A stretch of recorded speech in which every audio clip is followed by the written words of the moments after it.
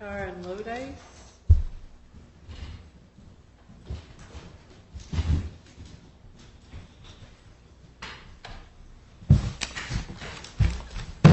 All right, what's your name for the record now? Theodora Antar. And sir? Matthew Lodice. All right, so Ms. Antar and Mr. Lodice, you two have appeared in front of me before.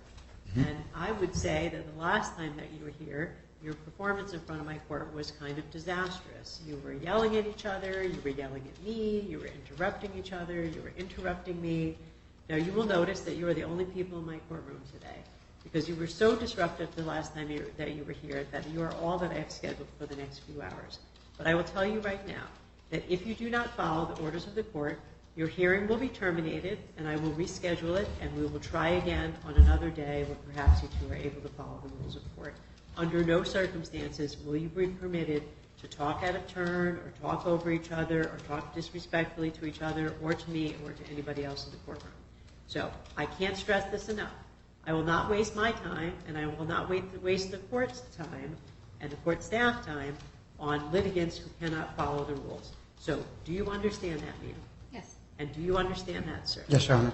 Do not be surprised if you can't follow these rules and I get off the bench and you get another court date in the mail. Do you understand? Yes. Yes, Your Honor. Okay.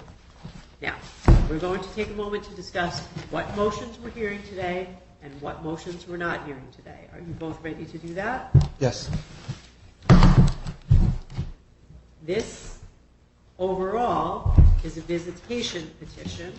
It was filed by you, ma'am, and it went to judgment back in 2019. So there are requests by both of you to change that judgment. In order to change that judgment, I have to make certain findings. So just because you're here and asking for changes does not mean that changes are automatically happening. The law requires, for most of the changes you're requesting, that I make a finding that something justifies the change. So I want you to understand that just because you're here doesn't mean you're leaving with what you want. The law is very specific about what I have to find. Now, what I have on the calendar for today is motion 136 and motion 148, as well as, no, I'm sorry. Yeah, we are going to do those. Let's see. No, one of those is really magistrate motion. So really what we have on the calendar for today is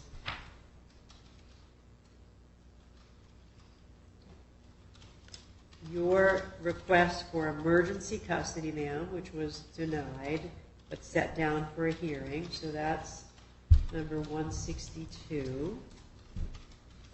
And I think that the same claims you've made in that motion are reflected in motion 165, which is, ma'am, your request for modification of custody. And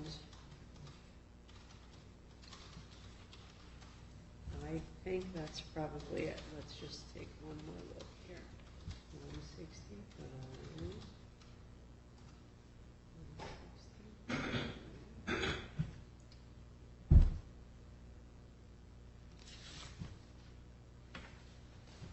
So I believe all those motions are filed by you, ma'am. I don't see any of those motions filed by you. So. I also filed for a contempt motion and a motion of change of custody.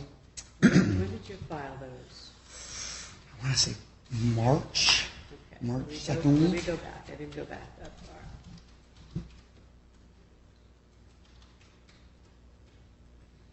All right. So I do see motion 142, which looks like your motion to modify custody.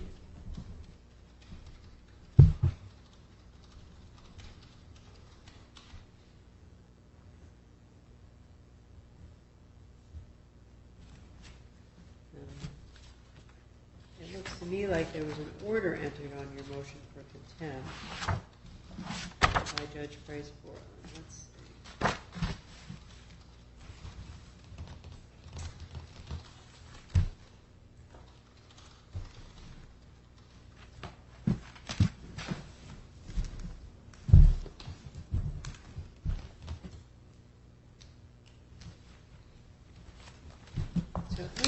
so like, the motions that you filed in March were resolved by the agreement that you entered in April, which is agreement number 153. So some For the changes. contempt. Not, well, the modification, perhaps not the contempt. Let's see. For the modification of custody? Well, yes. Okay, that's not what I was understanding of. Well, you were here on that date. You entered into some orders changing the custody, though the mother has some requests for custody, so you can certainly be heard on her request. Okay. Doesn't really matter what motion I enter them on. Okay. And then there was a motion for contempt. 157. No, that's Mom's. I'm not sure which one you're referring to. You think it was filed in March? I believe they were all the same day. Okay, let me look.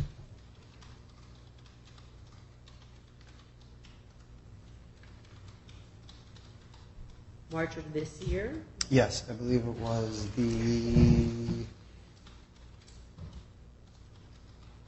17th, I believe was the day. I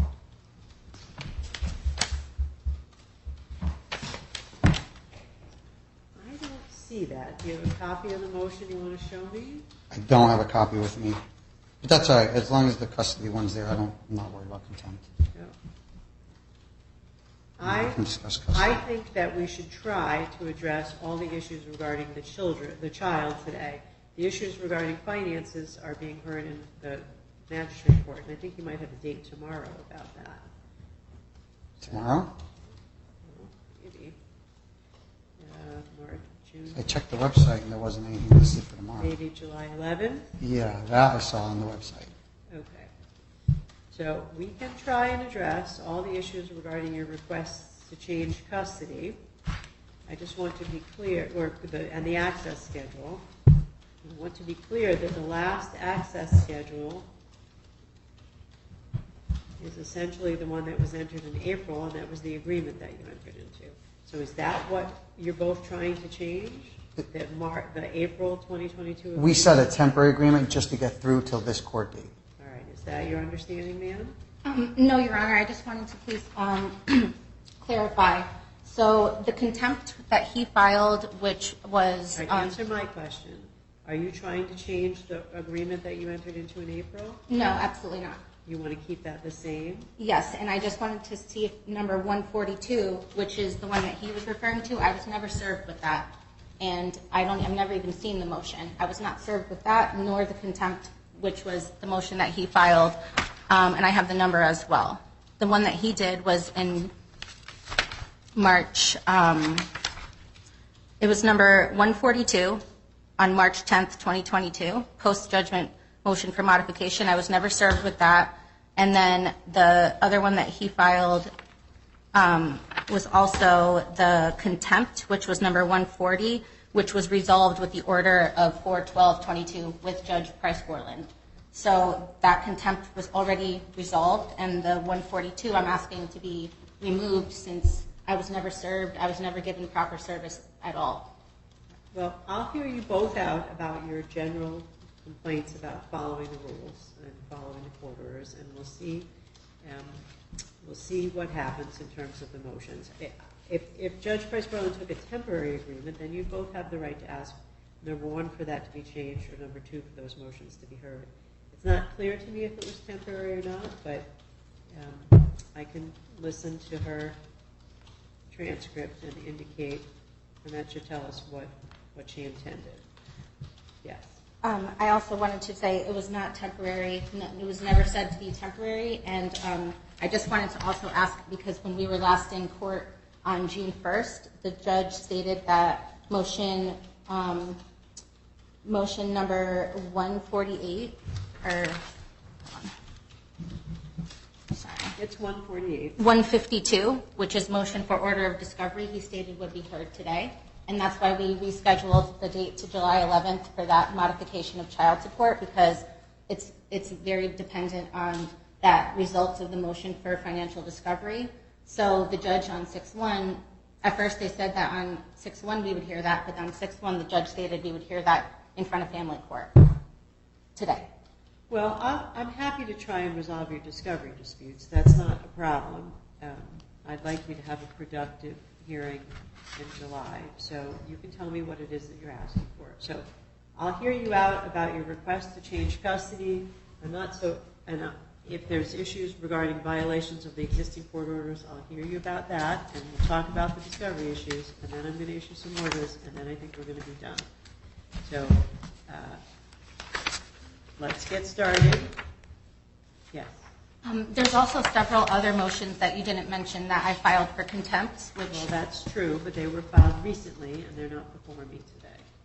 Okay, because I tried to see if I could get a motion for continuance, because I wanted to see about getting an attorney for this, because everything has become so complicated, and I was seeing if maybe we could possibly, since everything is, going to be heard at the same time, and it's a lot, I was seeing if we could continue that, but just only decide on the financial discovery today so it doesn't interfere with the 7/11 date. All right. Well, the reason I denied your request for continuance is because it indicated that it didn't have Mr. Lodice's consent, and since it was filed so late, I couldn't cancel the court date on such short notice. So have you two talked about that? I don't want to continue it, Your Honor. The only reason she wants to continue it is because she's hoping that I'll be arrested because I'm behind on my child support and I won't make the next court date. This is what her goals are because of the custody agreement. I feel like the custody should be heard today, and we need to solve this issue of the custody visitation so we can get that on paper. So moving forward, we at least have something in place where Angelina is protected and things are being done the right way. Well, I am a little concerned, ma'am, that these motions have been pending for such a long time. I don't really want to continue them any longer. Who is it? Have you talked to a lawyer? I have, and I'm trying to get enough money to come up with one.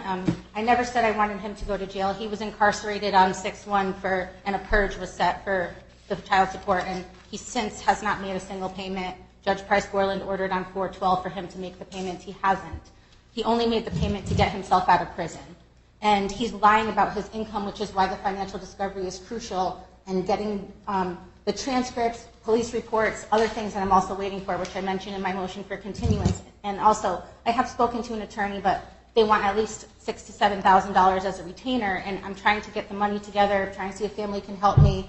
And that's why I asked for the date of August 9th to be able to come back to try my best to get counsel. And to get all the other things I'm waiting for, transcripts, which all are extremely relevant to the custody and, as far as the contempt as well. All right. So, listen, in terms of your request for continuance, if there's no agreement, I'm not going to continue it. I set time aside to do it today. The motions have been pending for a couple of months. Everybody's had notice that this was going on. You two filed the motions as far back as March. Now I'm almost in July. So I think really we have to get some of these things done today. Do I have the right to get an attorney in this case? Because I feel that I need one. Well, if you felt like you needed one, you'd have one standing next to you now. I set these hearing dates a while ago. I'm not going to continue it the day of because you want counsel. You've had the ability to get counsel up until now. So do you have a right to have an attorney? Certainly, but you don't have a right to have the case continued indefinitely until you get one. I was saying at least, by the first week of August, I thought maybe I'd be able to get counsel or even see if I can get some help at a discounted rate. I haven't been able to afford it. I've been trying to pay all my bills, receiving $0 in child support this whole time. And I do want to try to address most of the issues today. Okay, well, we're going to do that. So you two can have a seat.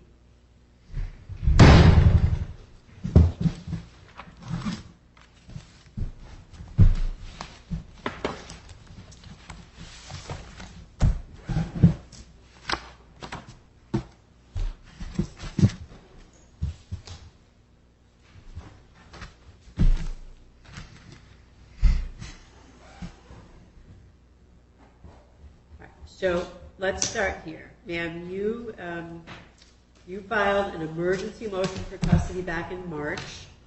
The emergency portion, the part where you file it and send it give it to a judge that day, that was denied. You have the right to a hearing to continue that request for emergency orders. If you want to be heard on it, you can. So is that something you're pursuing today, the notion that the child is in immediate physical danger or at risk of physical injury from the father. Is that something you're continuing today? I'm sorry, which number of the motion are you referring to on this one? It's number 145. So, we had a hearing with that one with you on March 8th, and you denied it, and that was thrown out, so that we're ready past that. Okay. We're going to go through all the motions.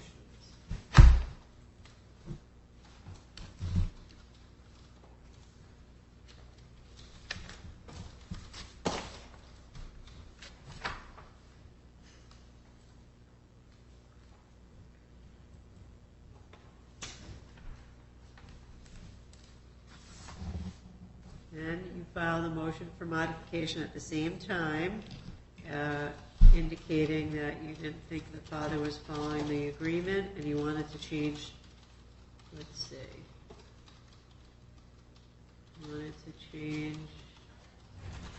you wanted to remove the father's visitation. Is that something that you're pursuing? That's 146. 146 was resolved at the 412 hearing with Judge Price Portland. Well, I think the father's indicating those orders were temporary. No, they were not temporary, and it was never said to be temporary, ever. The judge stated if he did not comply, for me to file motions for contempt, which I did. Okay. So 146 is not being pursued. You think it was resolved.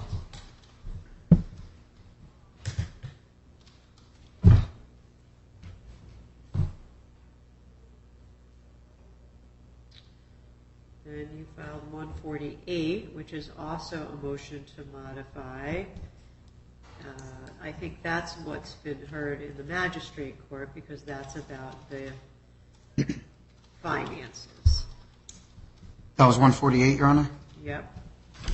So that's being heard by the magistrate court, and that's the motion on which you were requesting discovery. Is that right? I was under the impression that 148 might have been the motion to transfer, No, or I wasn't sure what that one was. No. The motion 148 is a motion for modification, asking to change the child support, Okay. indicating that the father's making more money, and a request for you to remove the father's visitation. So I think the removal of father's visitation was addressed in my orders regarding the emergency motion, but I don't know if you're still pursuing the change of the child support. Is that correct? Yes, and that's what's being heard on July 11th. Okay. I think that's true. And that's the motion that you want discovery on? Correct. Okay. So that's, motion 148 still has some things we need to address. And let's,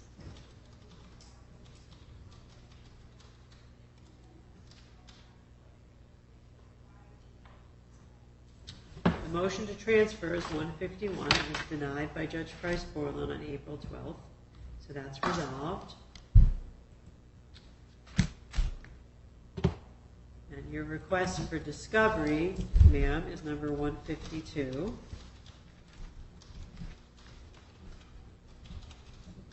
So we'll take that up.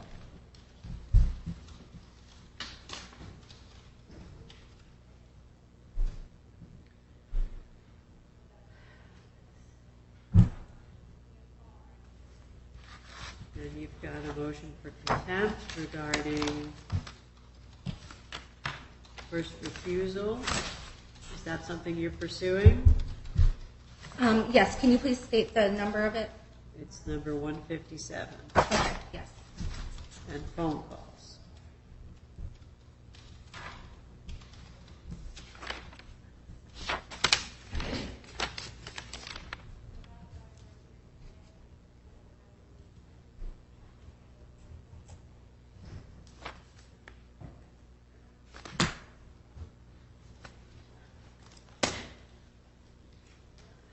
Okay, and there's another request to modify.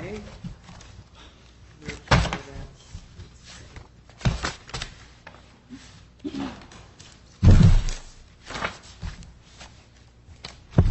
That's,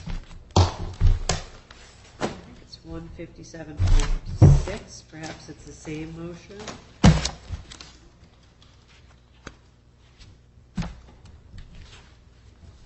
And in that, you're asking for sole custody. Is that motion something you're still pursuing? Yes. Okay.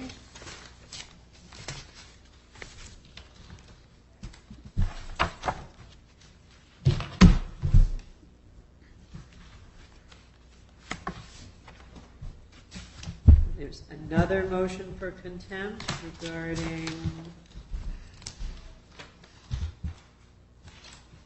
child support. That was just filed in May. Not sure that we're going to hear that today.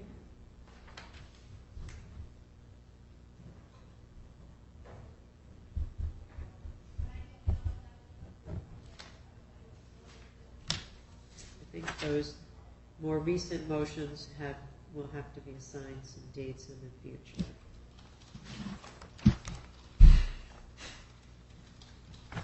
Hold on. You also filed a motion to dismiss in May. Oh, that's a motion to dismiss.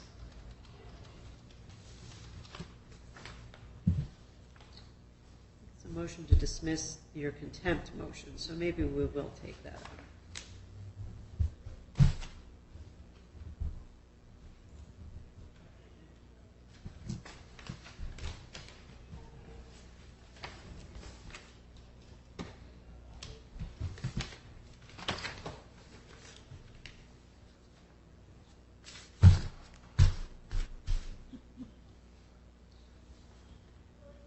All right, well, let's start with, I think those are the motions that we're able to hear today. So let's start with you, ma'am. Why don't you swear the plaintiff in, please? You could please stand. Both of us? Yeah, you can swear both in it.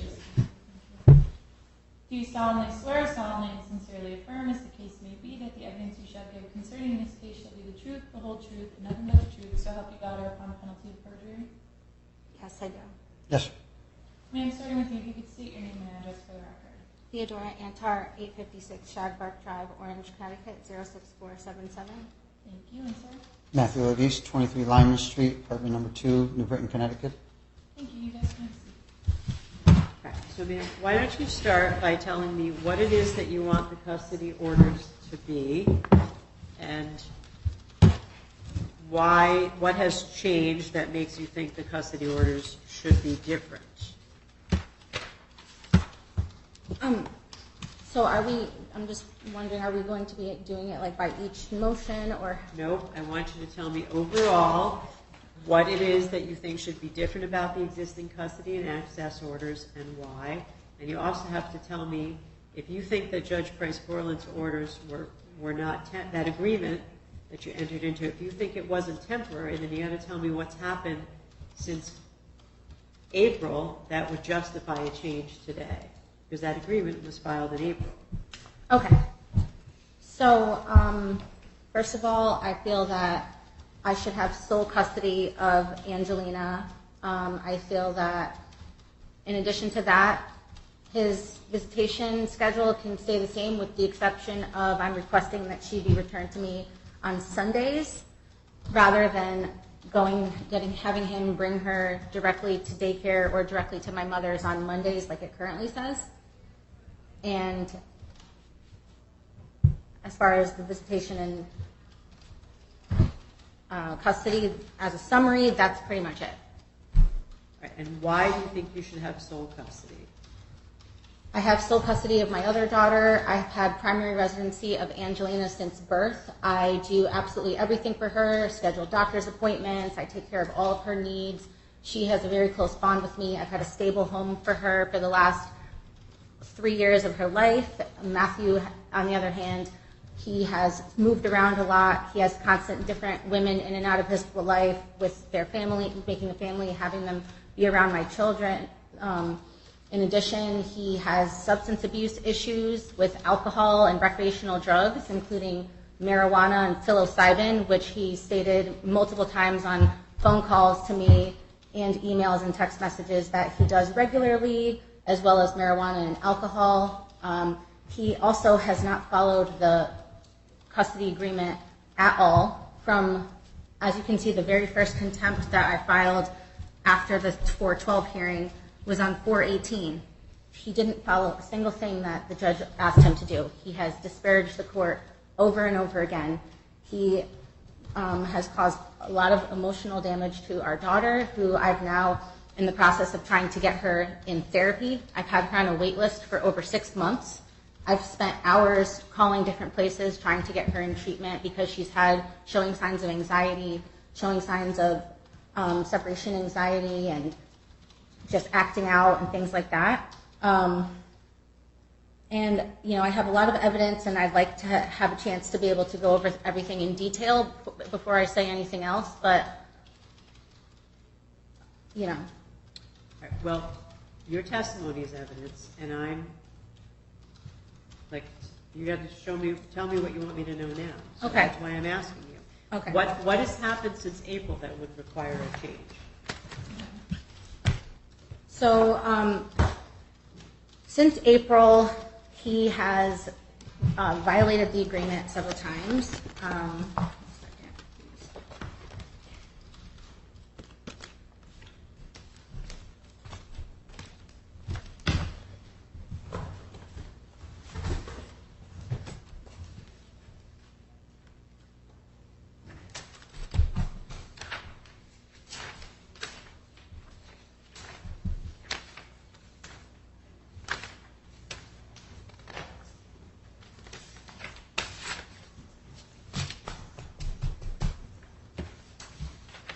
In what way has he violated the agreement since April?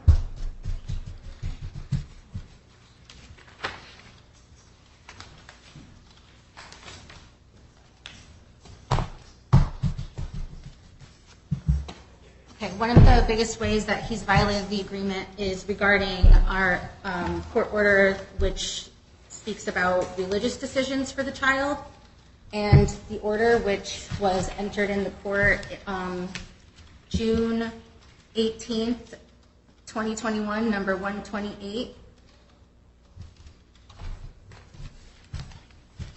Grab that. Copy of that.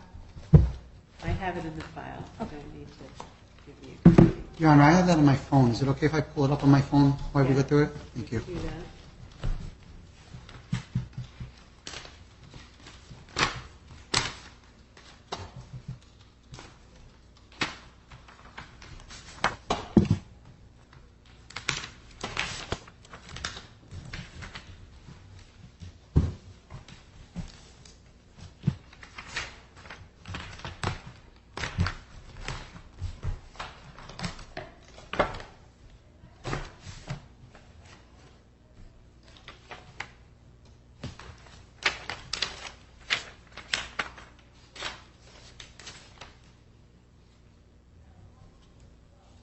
Okay, so on number 4 of our agreement, page 1, number 4, it states both parents are responsible for taking the child to all of her religious, educational, sporting, extracurricular, and social activities, including but not limited to Sunday school, dance, swimming, and birthday parties in which the child is involved that occur during their parenting time.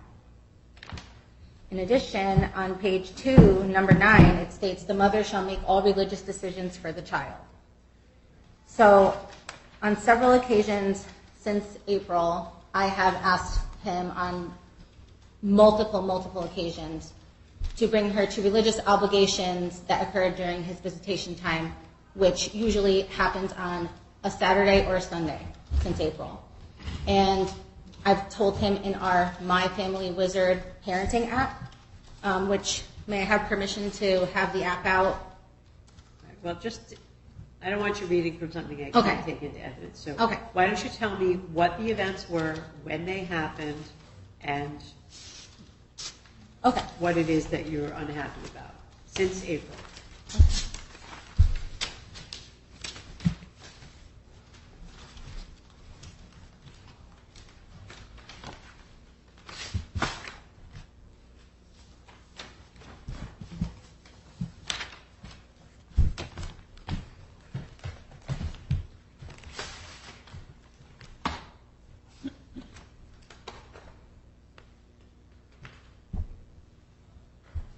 So, for example, on May 11th, I told him that she had a religious obligation that was going to be on that following Sunday at 10 o'clock a.m. at the Greek Church in Orange, which she has been a member at since she...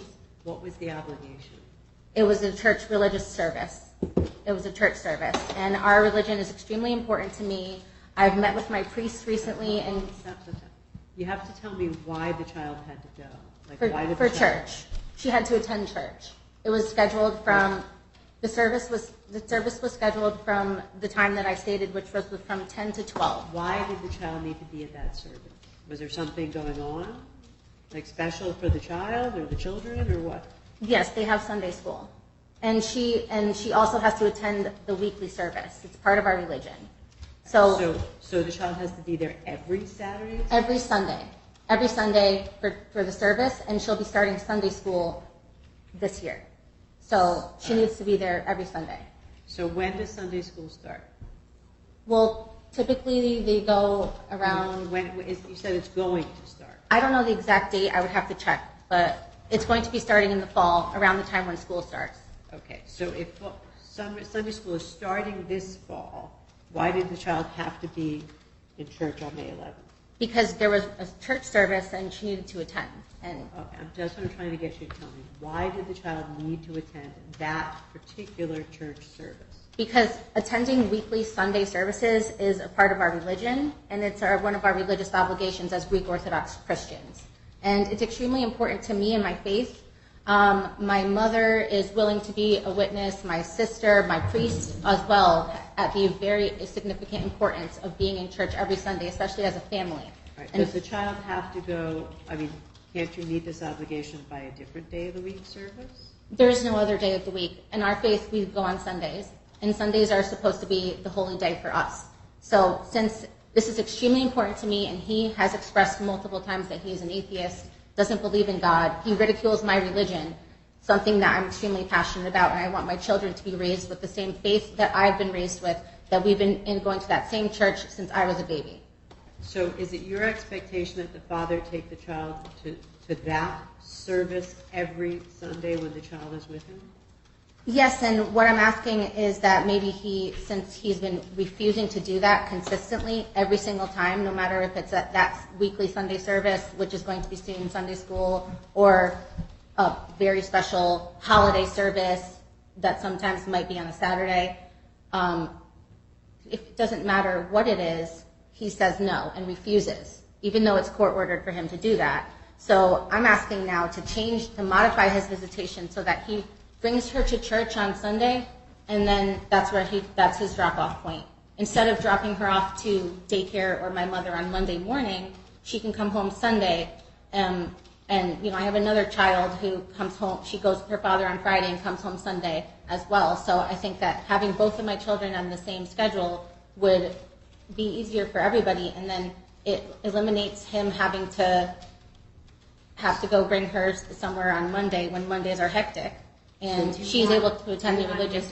Him to never have the child Sunday morning. The child always goes to church Sunday morning. And then he can drop her off. So he has her from Friday until Sunday. And right now, the only difference is he brings her home Monday morning. Okay. So this May 11th date was a regular Sunday service? I believe so. Okay. So you were telling me ways in which you think he has not followed the court orders since April. Was there anything else? Yes. So there, in addition, there was a religious service that he said that he was going to bring.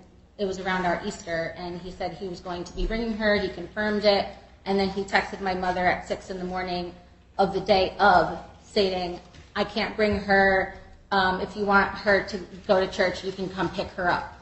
Even though it states in the agreement that if there is a religious event or anything, birthday, social, whatever it is, during his parenting time or my parenting time, we are supposed to bring her to it, not the other parent. And that's why we agreed on that when we sat down last year and came up with this agreement, which he hasn't been following. What was the date of the event that you just described to me? Around Easter? Around I would say it was around that time. I don't know off the top of my head.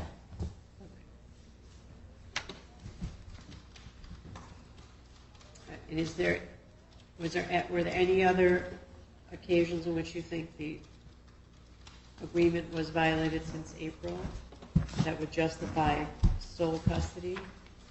Yes. So on April 21st, I also told him about the religious event. I wrote a note in My Family Wizard, titled it Sunday's Event. I asked him to confirm. He stated yes. And again, he didn't show up. He didn't bring her after confirming.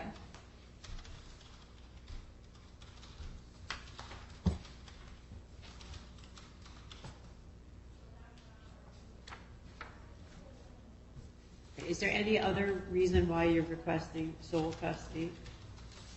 Yes, the substance abuse issues. He is a very heavy drinker, and he leaves my child with people that I don't know. On our agreement, number 1, I believe, of our agreement states that he is supposed to give me the right of first refusal. Since that agreement has been in place, it's been a little over a year. He has never once asked me if I wanted the right of first refusal. And during those instances, he has left the child with his son, who is on medication for mental health issues that he actually was forced to comply with because he was withholding the medication, and his ex-wife had to get an emergency ex parte order because he threatened the doctor to stop giving the child the meds. He leaves him with the child, who's maybe 14 years old. He's left her with his ex-wife and her boyfriend, and my child stated that she was left sleeping on a couch, and I wasn't given the right of first refusal. He's left her with other people, including his girlfriend that he lives with that I've never met.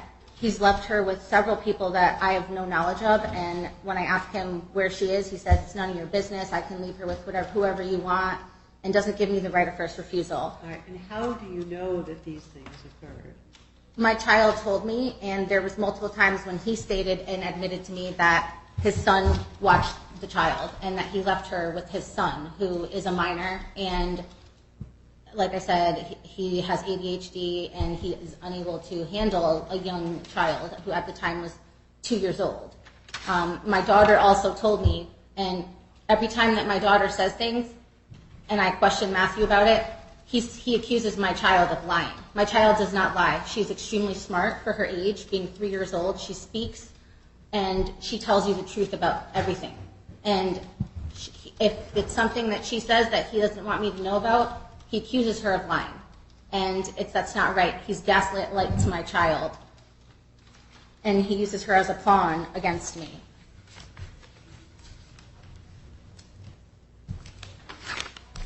So I don't understand what you mean by that he uses the child against you. So he tries to do things related to the child to hurt me.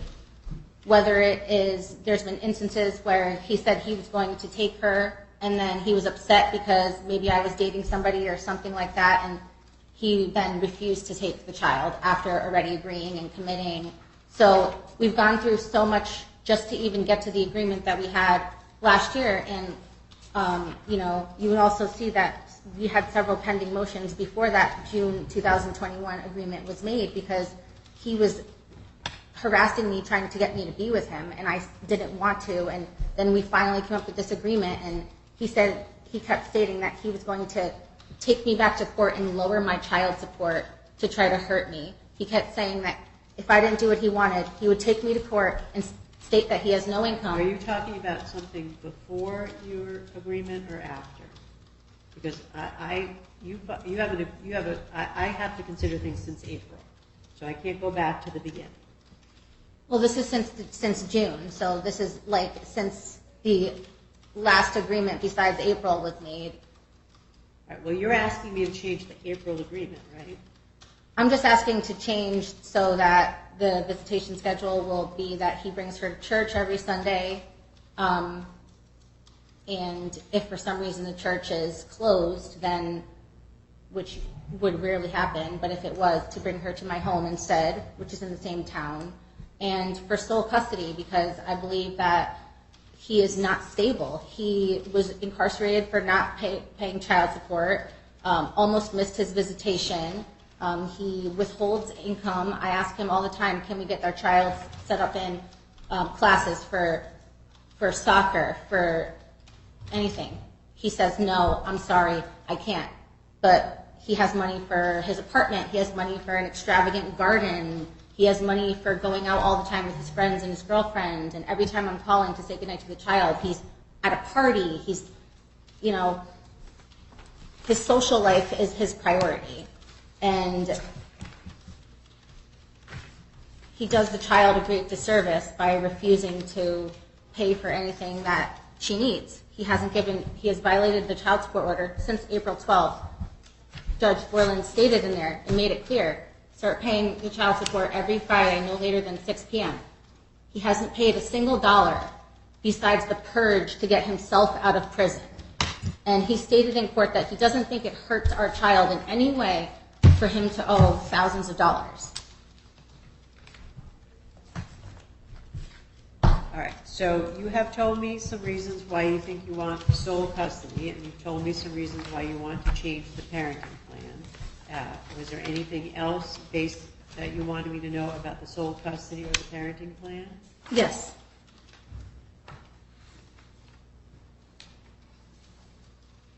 So this is related to the contempt that I filed on May 25th. Again, that the judge ordered that I make all the religious decisions and that the defendant must bring the child to all the religious events regardless of what they are. And I notified him in our Family Wizard app on 5/16 that the child had a religious obligation scheduled on 5/22 from 10 to 12. The defendant viewed the message in the app. I also sent a reminder to him about it on 5/21, as well as put it in the calendar in the app. He did not bring her to the scheduled religious event. What was this event? This was church. This was our weekly Sunday service. All right, so is it your expectation that if he doesn't bring the child to Sunday service that he's violating this order? Yes, because it's part of her religion and it's extremely important. It's the one thing in the week that she needs to attend, and it's a 2-hour thing, but that's why I said I don't expect him to sit through a service or drive there and have to pick her up and wait around. It would be so much easier if she just stays there, attends the service with the rest of me and my family, my other child, her sister, her grandmother, her godmother, all these people who are part of this. So, ma'am, I'm not sure that the agreement that you signed indicates that the father has to bring the child to church every Sunday. What your agreement says is that you would honor events, but not every Sunday service. That's not what this says. So it says that I make religious decisions for the child. So if I'm saying that the child is... that means that you can decide what religion to raise the child in, but I don't think it means that every single week you get to decide that the child has to go to service and the father has to bring her. I'm not sure that this says that. I disagree. It says I make all religious decisions for the child, and the court, I feel that the court is not able to determine how we practice our religion. Our religion is practiced in a specific way, and like I said, I'd like to be able to bring in my priest. I'd like to be able to bring in my mother, who's also the godmother of the child, my sister, who has a heavy influence on her as well. Listen to me. They're separate things. So I'm not saying that that's not how you practice the Greek Orthodox Church. I'm sure you're an expert in that compared to me. But I'm looking at your agreement, and your agreement doesn't say that the father has to bring the child to church every Sunday. I don't think the father would have had any notice that was what he was agreeing to. So if you want to tell me about other, like if there was a holiday or Sunday school, that's what I was asking you. Like, when does Sunday school start? I think your agreement does cover Sunday school. But if you're saying that he violated the agreement by failing to bring the child to church every Sunday when you asked him to, I think that may not be an accurate interpretation of the agreement you two signed.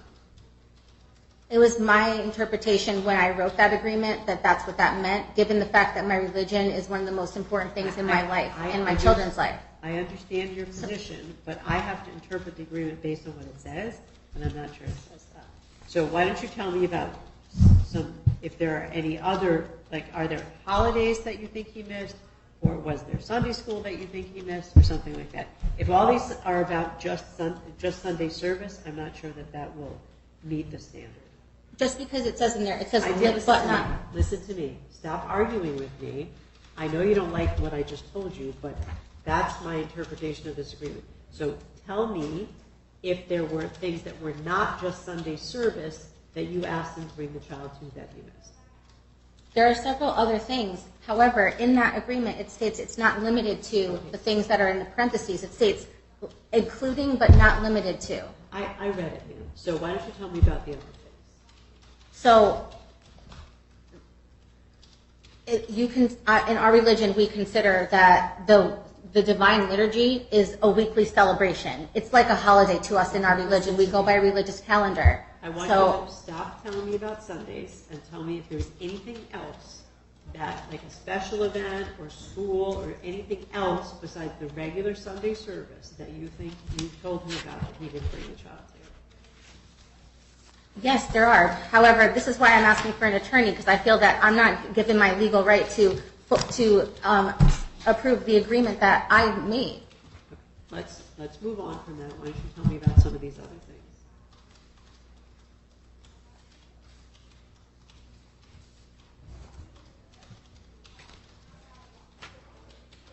So she ordered Matthew that he had to get the Our Family Wizard app by April 15th of 2022.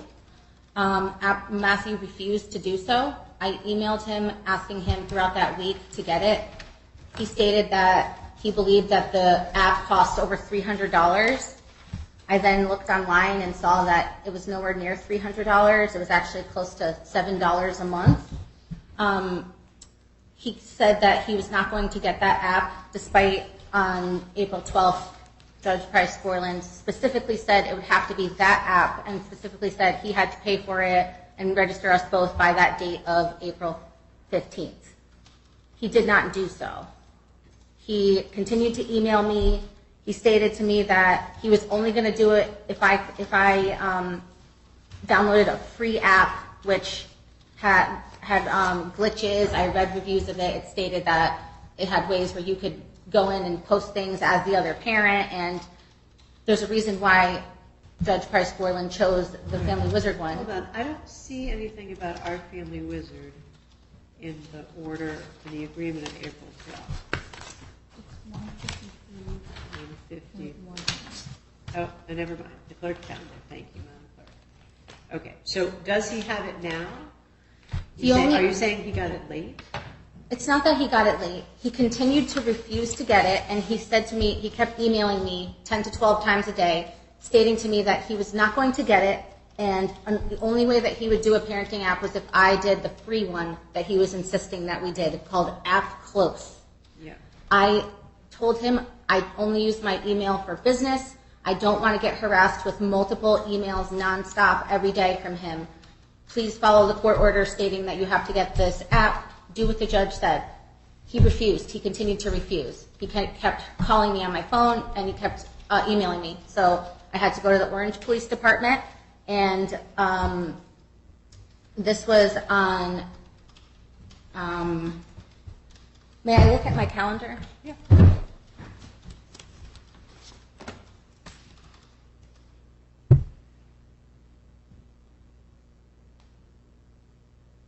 So this was on Tuesday, April 19th, 2022, exactly 1 week after Judge Price Borland ordered him to do it, and his deadline was the 15th. You went to the police department? I went to the police department because he wouldn't stop emailing me and calling me. I stated to the police that I showed them the court order. I said to them, I want them to tell him not to contact me again unless it's in the parenting app only, and please stop emailing me. The police had to call him and tell him that. He tried to say to the police that the app was $300 and he wasn't going to do it. Right. Hold on. Okay. Were you there? I was. For his conversation with the police? Yes, I was. The police officer told me. So, all right. So that's not the same thing. The police officer told you what he said? Yes. Okay. So back up. Is he using Our Family Wizard now? He is only after the officer told him that if he didn't, he would be arrested for harassing me and contacted me. If he said if he contacted me again. Stop. Okay. So when did he start using it? The first day that he actually did download it and use it was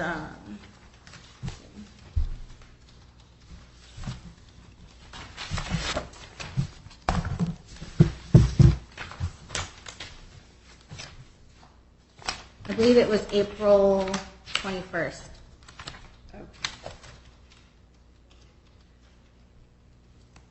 Okay. So I think you were telling me other reasons why you wanted sole custody and other reasons why you think that he violated the April order. Anything else? Yeah, so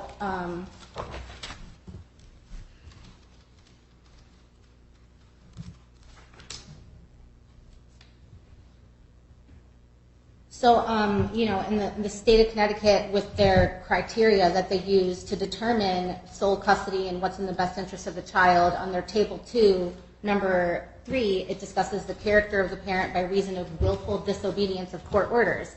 So it's showing a pattern of him disobeying the court order by not downloading the app unless he was forced to by the police. Shows that unless he's going to jail or unless he's forced or given the ultimatum of being arrested, he will not follow a court order.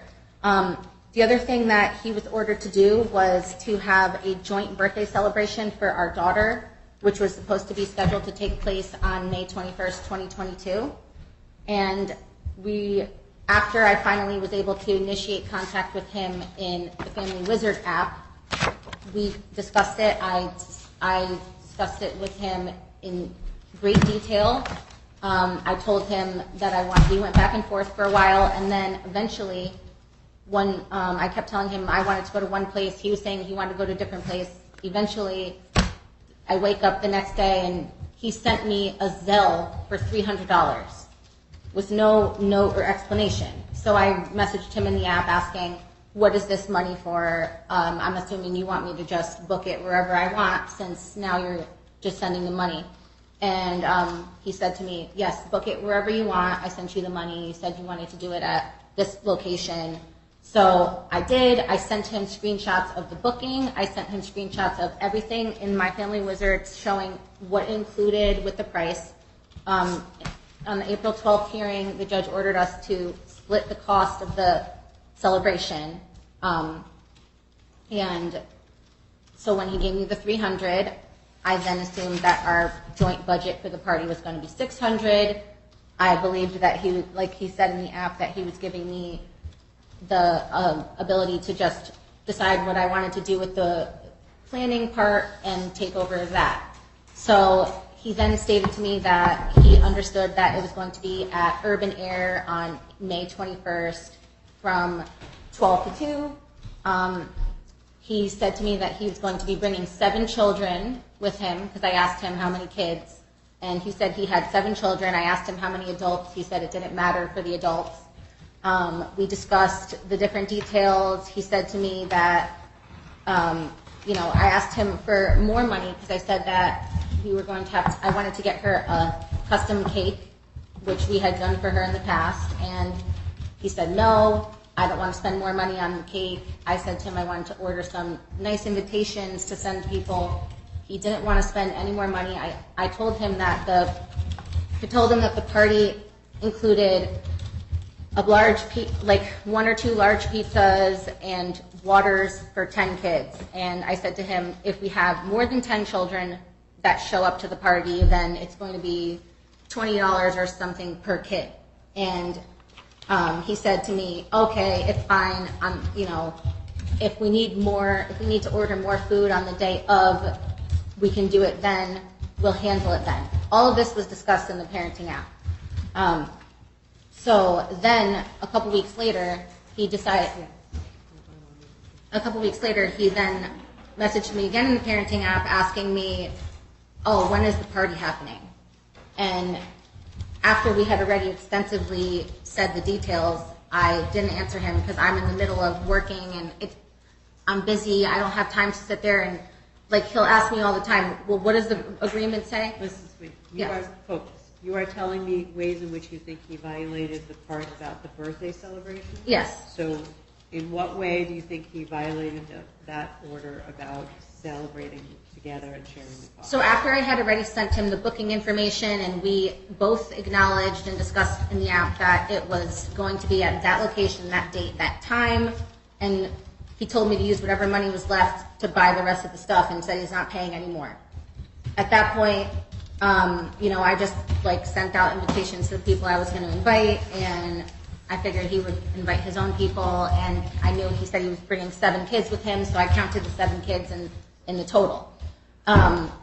So then the party was scheduled to be on a Saturday, which was our daughter's birthday, on that, which is May 21st. On that Thursday, which was May 19th, my daughter was in daycare, and I asked the defendant if he wanted to have the right of first refusal to get her for a couple of hours so that I could work. And I said, if not, I would get a babysitter and send him a bill for the babysitter. He stated that he was going to pick her up, and I asked him originally if he could get the child at 5:30, watch her for a while, and bring her back around like 8 or 9. He stated that he was going to get her. So then when I said to him, okay, please bring her home for 9 p.m. or 8 p.m., he stated, no, I'm just going to keep her overnight. So what does this have to do with paying for a birthday party? I'm trying to get there. I'm trying to Get there now. Okay. So he kept her overnight. The next day I called and I asked him, please make sure that when you bring her to school the next day that you're going to have cupcakes for the class. I said to him, what about her birthday outfit? He says, she's not going to be with you. Listen to me. Yes. You are complaining that he violated the order by not, that says that they share the cost, you share the cost of the birthday party. So don't tell me about cupcakes for class because that's not part of the order. Tell me about violating the order that says you're supposed to share cost for the birthday party.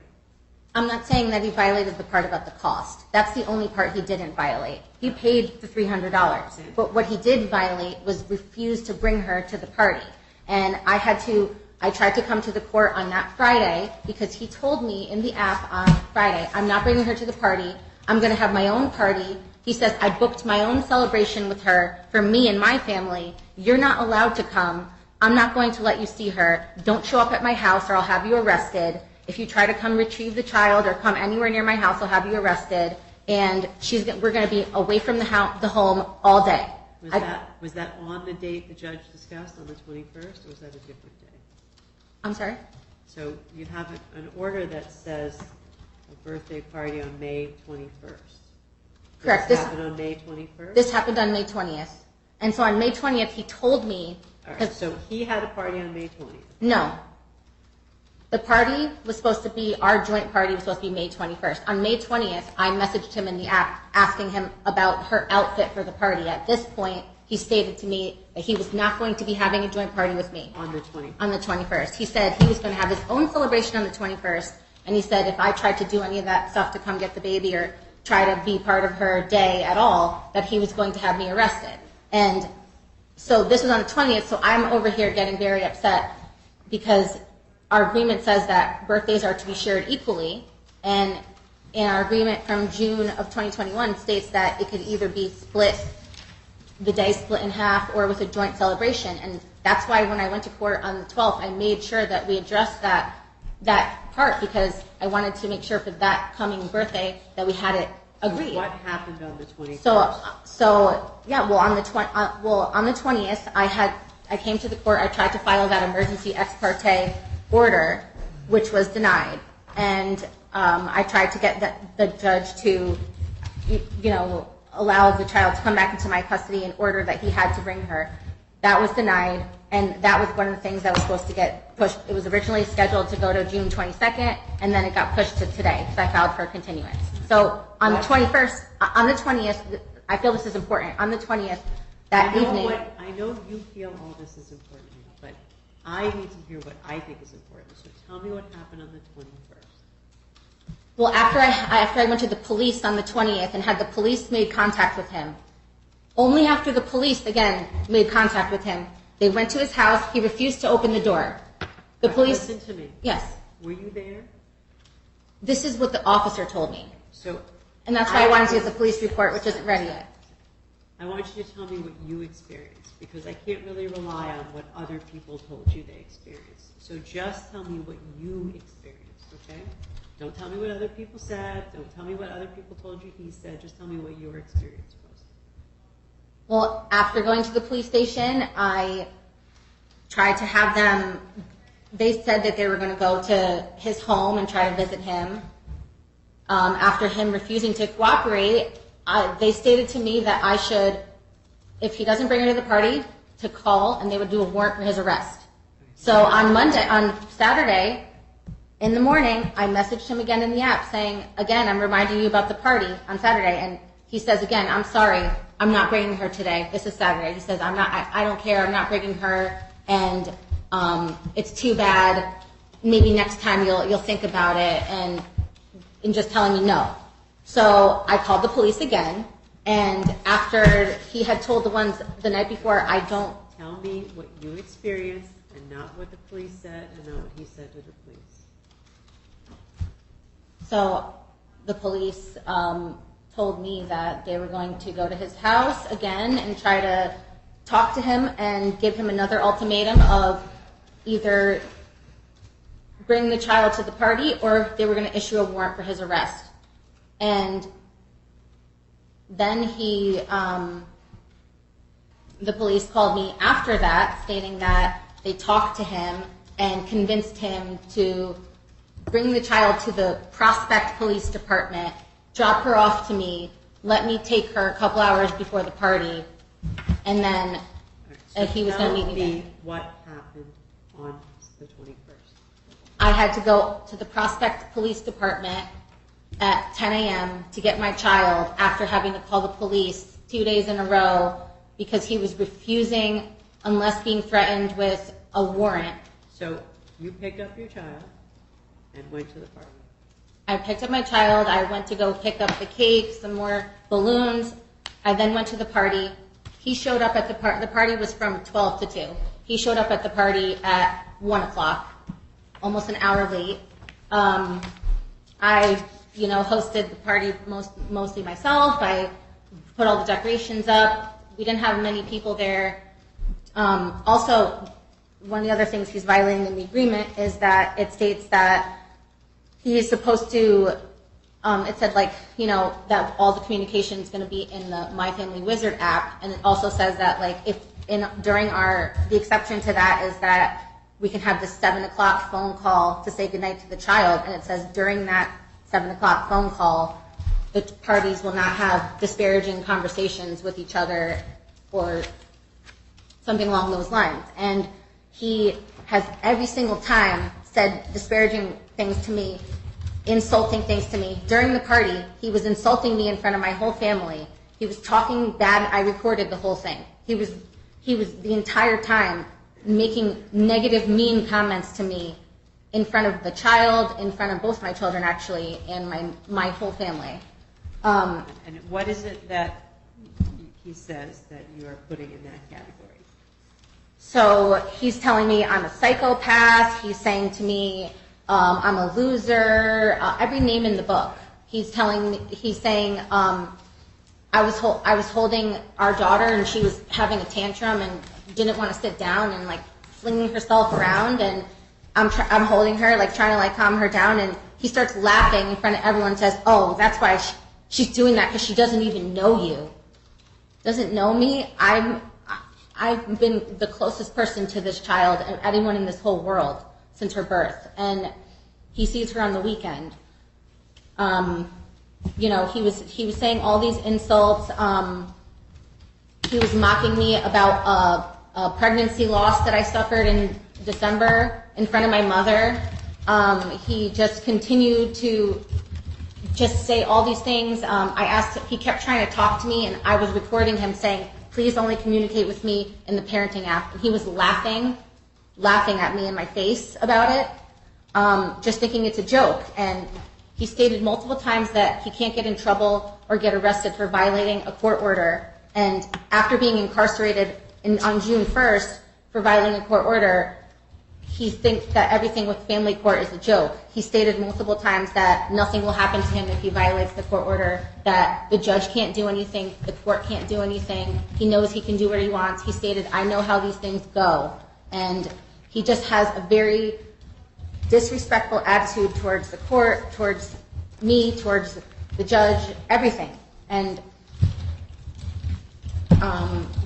I feel that he is a dangerous person. He also was convicted of leaving both of his children alone.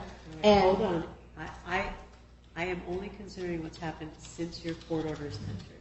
Okay. All right. So, are we done, or is there more? No, there's more. Okay. Why don't you? I want a little highlight about what it all is, because it takes you a long time to explain things to me. So, what else? Like, why don't you hit the highlights for me? What else is there? Okay. Before you get into the details, just tell me what the things are. Okay, I just need 1 second, please. The other thing is that it stated in the agreement that the father was supposed to bring the child on Mondays to daycare by 9 o'clock. He has not done that.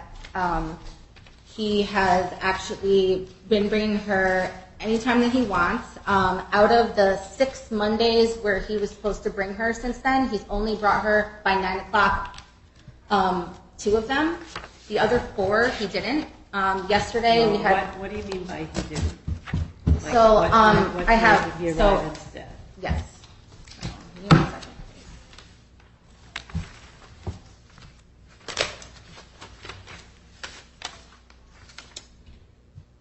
So the first day that he was court ordered to bring her to daycare was May 2nd. On that weekend, I asked him in the parenting app, I said, these are the things that our child needs for the first day. Please make sure that you're sending her with all of these items. He viewed my message, didn't say anything. I spoke to the child on the Sunday, May 1st, at our 7 o'clock phone call.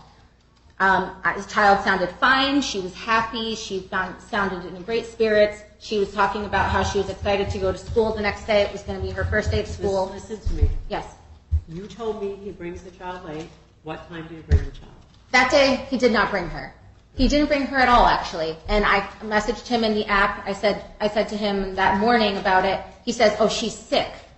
I said, what do you mean she's sick? If she doesn't have a fever and it's something little, she can still go to school. That's their policy.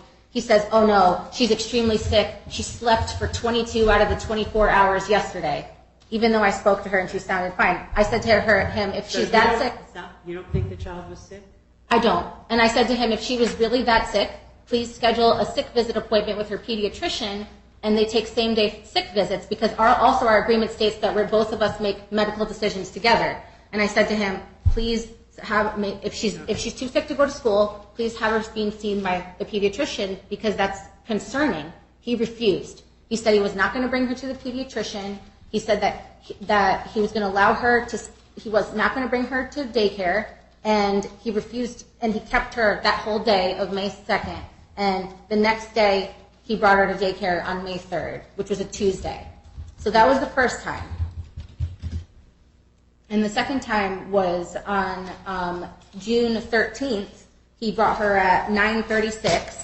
And the school has a policy that they have to be there by 9 o'clock. Actually, on May 9th, he brought her at 9:05. Their policy is at 9 o'clock. If you're not there by 9, you get turned away. They have a 5-minute grace period. They stated that if you're there by 9:05, but has the child not been able to attend this program because he's bringing her late? So no, but he brought her again on 6/13 at 9:36, and that was over a half hour past the grace period. And then yesterday, which was Monday, again, my other child was supposed to be there as well. So I got there at 8:58. I said to the directors, is Angelina, the baby, here? She said, no, she's not here yet. She said they didn't get any usually their policy also is that they have to, the parent is supposed to let them. Has your child suffered in any negative way because the father was bringing the child late? She did, by missing the first day and him withholding her from going to the doctor if she was allegedly sick, by him making her late. And yesterday, he brought her at 9:55 a.m. and it says no later than 9 on the agreement. So actually, I was there. I tried messaging him in the parenting app. He refused to open any of the messages. He wouldn't read it. I didn't know where she was. The school said they hadn't heard from him. It was 9:45. Then I called the police. I said, the school hasn't heard from him. He's not responding in the parenting app. The child's supposed to be here by 9. It's almost 10. She's nowhere to be found. The strict cutoff time is 9:05. So only then did he say to the police officer, oh, I'm coming to bring her. And he brought her there after that, and I took the child. And, What do you mean you took the child? I took the child home because I was actually coming there to pick her up, and that's why I was saying, where is she? She's not here. She's supposed to be here by 9. But you didn't plan on keeping the child in daycare that day? No. So why didn't you just tell him that, and then he wouldn't have to worry about what time he got her there? Because every time I try to do anything that bends the agreement in any way, he says no. I want to stick to the agreement 100%. There's no flexibility, which is another thing that I wanted to ask to... So you wanted him to drop the child off at daycare so you could just pick the child up? Yes. And also, I now decided to pull both of the children out of that program because there was some misconduct on the end of the director who was... Don't you have to do that with him? No, I don't. And so now What do you mean you don't? it's my child care arrangement. So what I do during my time for child care is for my ability to work and go to school, not for him. So if I need a babysitter or daycare, I don't need to have his permission for any of that. If it's educational, that's different. Weren't you changing daycare providers the last time I talked to you? Well, what happened is Matthew was against the flu vaccine, and so when it was time... Listen to me. I want you to answer the questions Yes. that I'm asking you. So Yes. I feel like the last time you were in front of me and we had a hearing, I'm trying to find when it was, I think, was it in April? Yes, That you were changing to this daycare provider. correct. So your child was in one daycare provider before April and then one after, and now you're changing again. Before April, she was with our private babysitter. And prior to that, she was in a home daycare, which we had to take her out of because the state mandates the flu vaccine. And Matthew was against it. By the time that we were going to just give it to her, the pediatrician stated that they didn't have any flu vaccines. So we had no choice but to, by the state law, take her out unless she got the vaccine. And they said they weren't going to have a vaccine until March because they said they were backlogged. So that's why she was with our sitter. And then I wanted to get her in a program, which she was in this one in Thomason. But also, I live in Orange, so it's almost 40 minutes away. So I said, let's try it out. A lot of the ones near me were full at that time. Hold on. Yes. So who's watching the children for you now? So now we've enrolled her in a facility that's in Bethany, and it is a new place. We took a tour of it. It was recommended to me by a mom's group. Did you tell the dad? I did. I told him I would give him all the details. I told him that she's no longer going to be at the other place. I messaged him yesterday in the app. He said, where is she going to be? I said, I will provide you with all of the details of the new place. I said, please keep in mind that upcoming Monday is a holiday, which is July 4th, so the place is closed. And I wanted to just double check my agreement because I know that we have something in there about July 4th. So I just wanted to make sure with him that we were on the same page. So the following Monday will be the first one where he will have to bring her on Monday to school. But the thing is that... Hold on. Yes. You have an agreement that says he has to drop the child off at daycare, Yes. but you've moved the daycare. Yes. So where do you live? Orange. And where do you live? New Britain. And the daycare's in Bethany? Correct. So does this still make sense for you two to have the child dropped off in Bethany if you live in Orange and he lives in New Britain? Not at all. Well, that's why I was saying that if he drops her off at church on Sundays, she's able to be part of that important part of our family and our religion of being at the Sunday service. It hurts us. Listen, Yeah. I understand that's what you're asking for, but you have a court order that says school. Okay, but I'm just saying maybe it's easier for him to not have to drive to Bethany. Let me ask you a question. Let's say he agreed that the child could be dropped off Sunday morning. so we won't have a child Sunday morning to Monday morning. What day should he have a child instead of Sunday? Like, are you talking about cutting down his parenting time or making that time up somewhere else? I was saying to cut it down, but if he really wanted to try to make up for it, then maybe we could consider that. But I was just saying to cut it down because to me, the only difference is really like her sleeping, waking up in the morning and getting dropped off. It's a whole day of Sunday with him. Like it's a whole weekend day. It's half the weekend.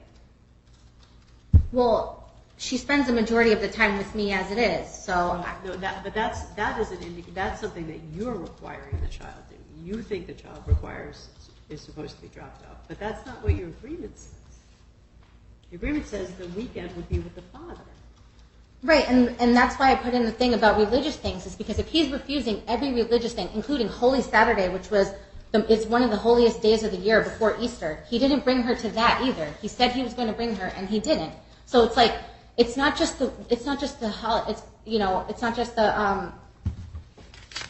special occurrences. Like for example, I was awarded with a scholarship, and they had a special service and ceremony afterwards for that because I'm going to be going to law school, and I asked him to have my child be there so she can see me, and my other child was there, and he refused. So it's not just religious events, it can be anything, birthdays, whatever it is. And also, another thing that I have in my other agreement with my other child's father, which I would like to have in this one as well, states that it gives the ability where if I wanted to have her on a weekend, I should be able to give him 2 weeks notice or 48 hours notice or whatever it is to be able to ask for that. Because the way it is now, I'm not ever able to have my child on a weekend. And I have to hope that he's going to follow through and take her to these events that occur during his visitation hours because he refuses to. And so it's like, if I want to plan something on a weekend now with my child, I can't. Whereas... But isn't that the agreement that you entered into?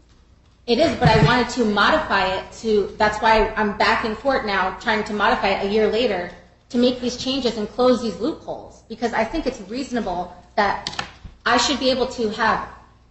at least, sometimes, like for example, in my other agreement, it states that each parent's allowed to have a certain number of non-consecutive vacation days with the child per year. So if you wanted to take a vacation, why should it only be limited to this 5-day period? But did you give him notice that that's something you'd be asking for today? You have to, when I filed the motion. Right, but when you make requests to modify custody, you have to kind of tell each other what you're asking for. So you can't, I can't let him come in and say, well, I want to change it to say she never goes to church, right? Like you have to give each other notice about these things.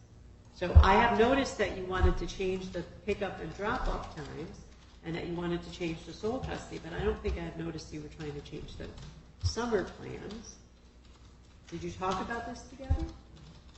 It's not about summer plans. It's the fact that I want to be able to make it so just like if he wants to take her during the week, it should be, if the other parent wants to have additional time, they should be able to ask and get, like, if I have her majority of the time, but I never can have her on the weekend ever, and there's a special occasion or something that I want her to be with me on the weekend, if I give him 2 weeks notice or 72 hours notice, that's reasonable to say, okay, and then he can make it up with a weekday dinner where he takes her, like I'm just speaking off what it says on my other agreement with my other child because I feel like that's an important thing that closes a loophole which eliminates me from ever being able to maybe do a play date with another friend who has children that's her age and things that might occur on the weekend. Let me ask you a couple questions. What do you do for work? I have a publishing company. All right, and so are you self-employed? Yes. So do you have regular work hours? No. So you have flexibility during the week? Yes. Okay. What do you do for work? I'm a contractor. And what kind of contractor? Home improvement? So are you also self-employed? Yes. So either one of you could have the child, like arrange your work so that you have the child during the week or on the weekends, either one? I work typically 7 to 5 every day during the week. I work 7 to 5 every day during the week. But you're self-employed? But I am self-employed. All right, and what about you? So I just wanted to say that I'm asking you about your schedule. my schedule is always changing, and I'm about to be starting law school in August, which is going to be at night. So I'm going to need additional childcare in the evenings, and I'm in the process of looking for babysitters to have as on call to be able to facilitate that, because I'm going to be working during the day and going to school at night. So I'm not going to be able to work as much because I'm going back to school. So couldn't it work out that you changed your parenting schedule so that the children are with you different times, because you both will have flexibility in your schedule? It doesn't have to be weekends. Do you have to have the child on the weekend? Oh, I also have 2 other children that I take the same time, Friday to Sunday or Friday to Monday. This is why we worked it out on those days, so this way all my children are together, and I get to see them all simultaneously. All right. So, ma'am, why don't you wrap up what it is that you want to tell me, because we have a 2-hour hearing, and I have been listening to you for an hour. So wrap up what you want to tell me about your request, and then I'm going to hear from Deb.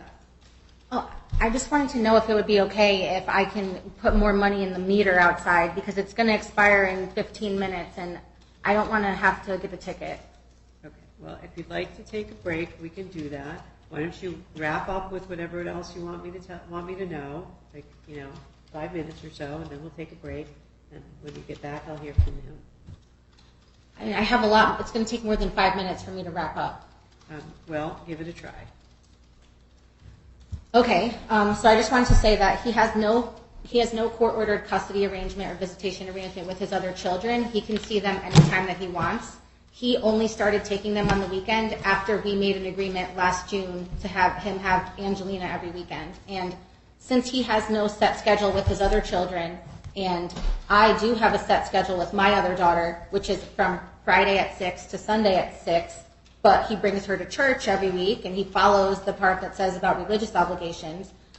Since Matthew is not following that, I don't feel comfortable with him having her on Sundays anymore, because that's an important part of our faith. So that's why I no longer like him having her on Sundays. If he was going to bring her to the church and then take her back, I would feel so much better about it, but he won't do that. If I told him she has soccer, he says, no, I'm not bringing her. You can schedule it during your parenting time. So he's saying he wants to have these visitation days, but he doesn't comply with our agreement.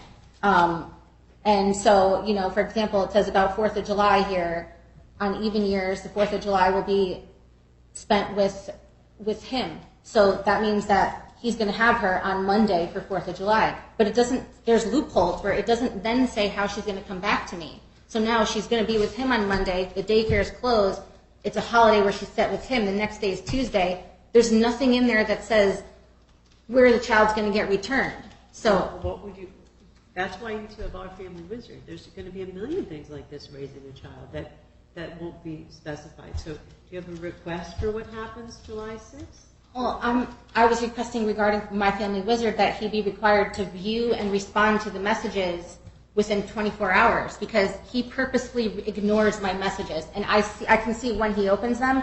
If he sees the word religion, he won't open the message. If he sees the word contempt, he won't open the message. He only picks and chooses, and then he reads it and he doesn't respond. So in my other order, it says that the parties have to respond within a certain amount of time. Okay. And what do you want to tell me what you want to have happen at the end of the holidays? So I think that he should bring her to daycare. I mean, that would be... Right, but the daycare's in Bethany now, right? Yes. And before this, he was bringing her to my mother's in Woodbridge for almost 7 months straight until she started the school in Thomaston, which again is 45 minutes from my home. I can't, with the price of gas, it's cost me over $100 to fill my gas tank. I can't manage it anymore. So I need to do what's reasonable for me for childcare. And in addition to the fact that he's not paying any child support like he was ordered to do, and I'm paying for everything for the child by myself with no help from him whatsoever. I haven't received a penny since December 2021, not one penny. Do you want to tell me what you think should... Oh, you said daycare, but is the new daycare? Well, and for this I don't want to say something that's going to be for every single holiday, because it all depends on what day of the week it is, and each thing is specific. But as far as this coming July 5th, which is a Tuesday, you know, I would appreciate it if he would bring her, like, as it would say for Monday, either to daycare or if the daycare's closed to my mother's. So maybe if we just put something in there saying that, like, if the holiday falls on a Monday where the father has the child, then he shall drop off instead on Tuesday. Okay. All right. Because I don't think there's going to be too many Monday holidays that he'll have her, but it kind of gives it, what if it's Christmas or something, then this way it explains what to do for the next day. Okay. Why don't you go put money in your meter? Well, I do have a couple more things I wanted to say before. Okay.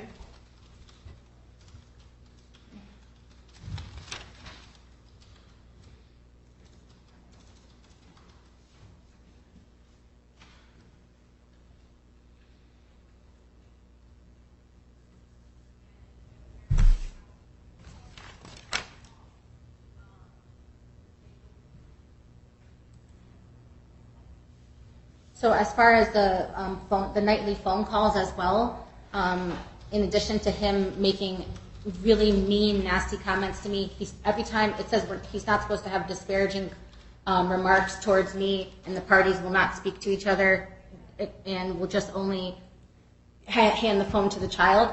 I've recorded, and I told him in our family app that all calls I have with him to call my child are recorded to be able to have as evidence in court. And during every single call since that date of April 12th, he has screamed at me, called me names. He said things, bad things about me in front of the child. He will refuse to let me speak to her. He'll hit the tone dial buttons over and over so I can't hear anything. He'll stand there and I'll answer the phone and I'll say hello, and he'll stand there and he'll like yell from the other side of the room, "Oh, Angelina, come over here to answer the phone."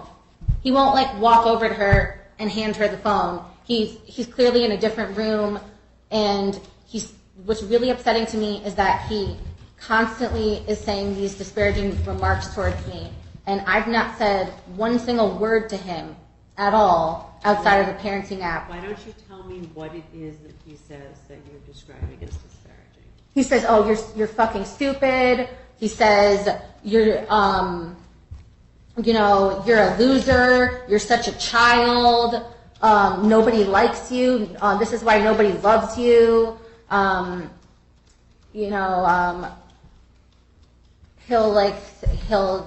have them all recorded, and Right, so you're recording his phone calls with the child? yes, because he says disparaging comments and screams at me.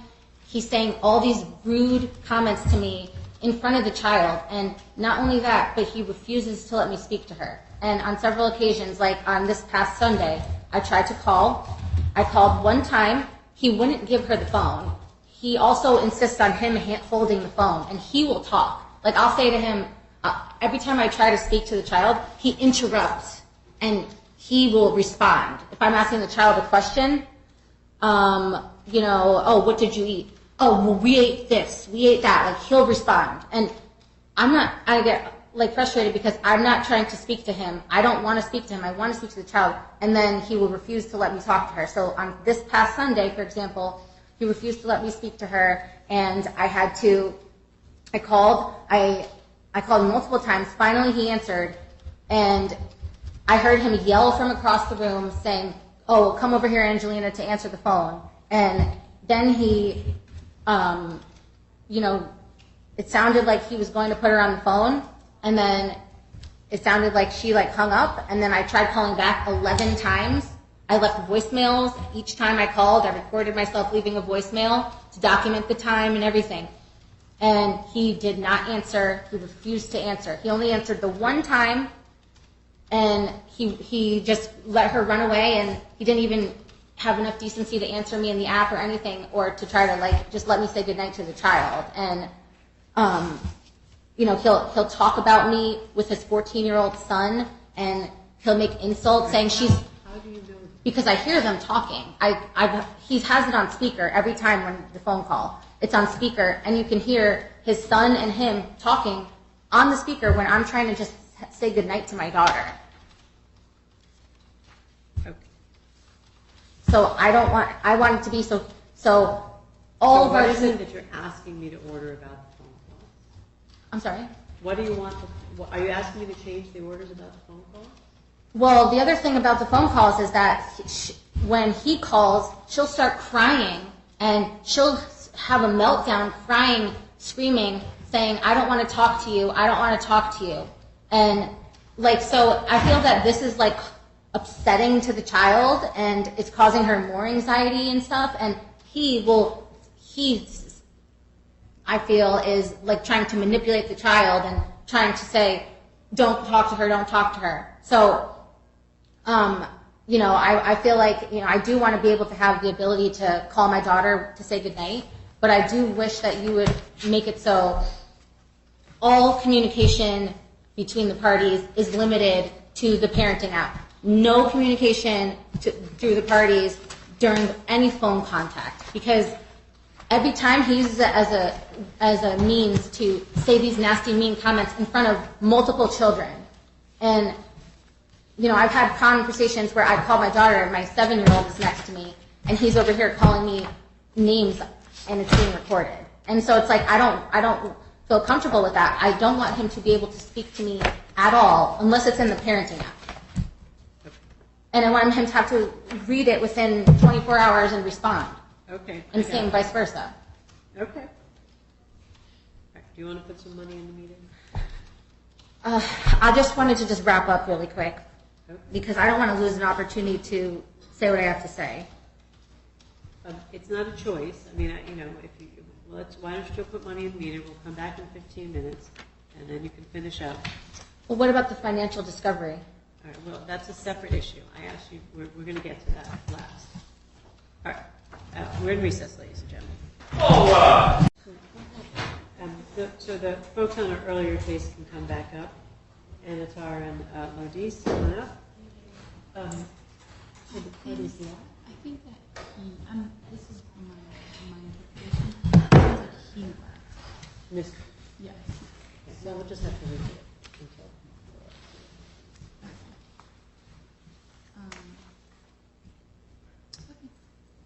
What's that? So resuming after a very long break.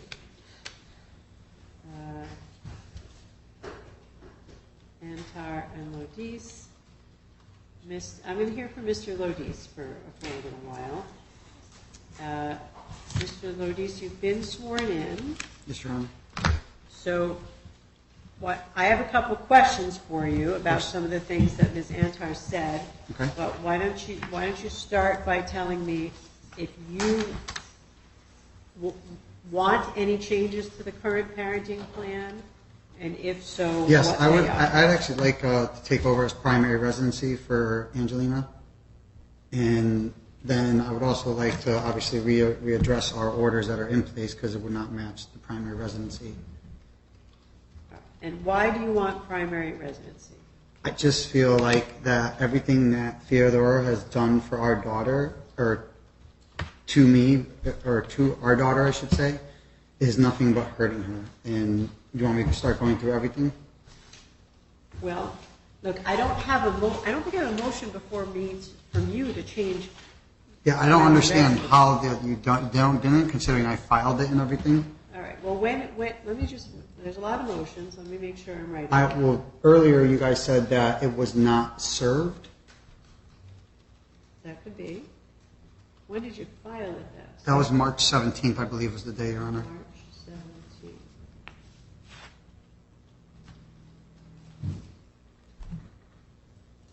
All right. So I do see a motion to modify. I think that might be the mother's.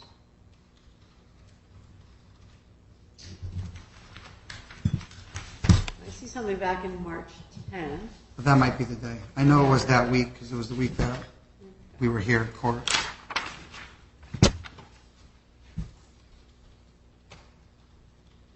And how did you provide notice to the mother of that motion? I gave it to a, Marshall. Marshall.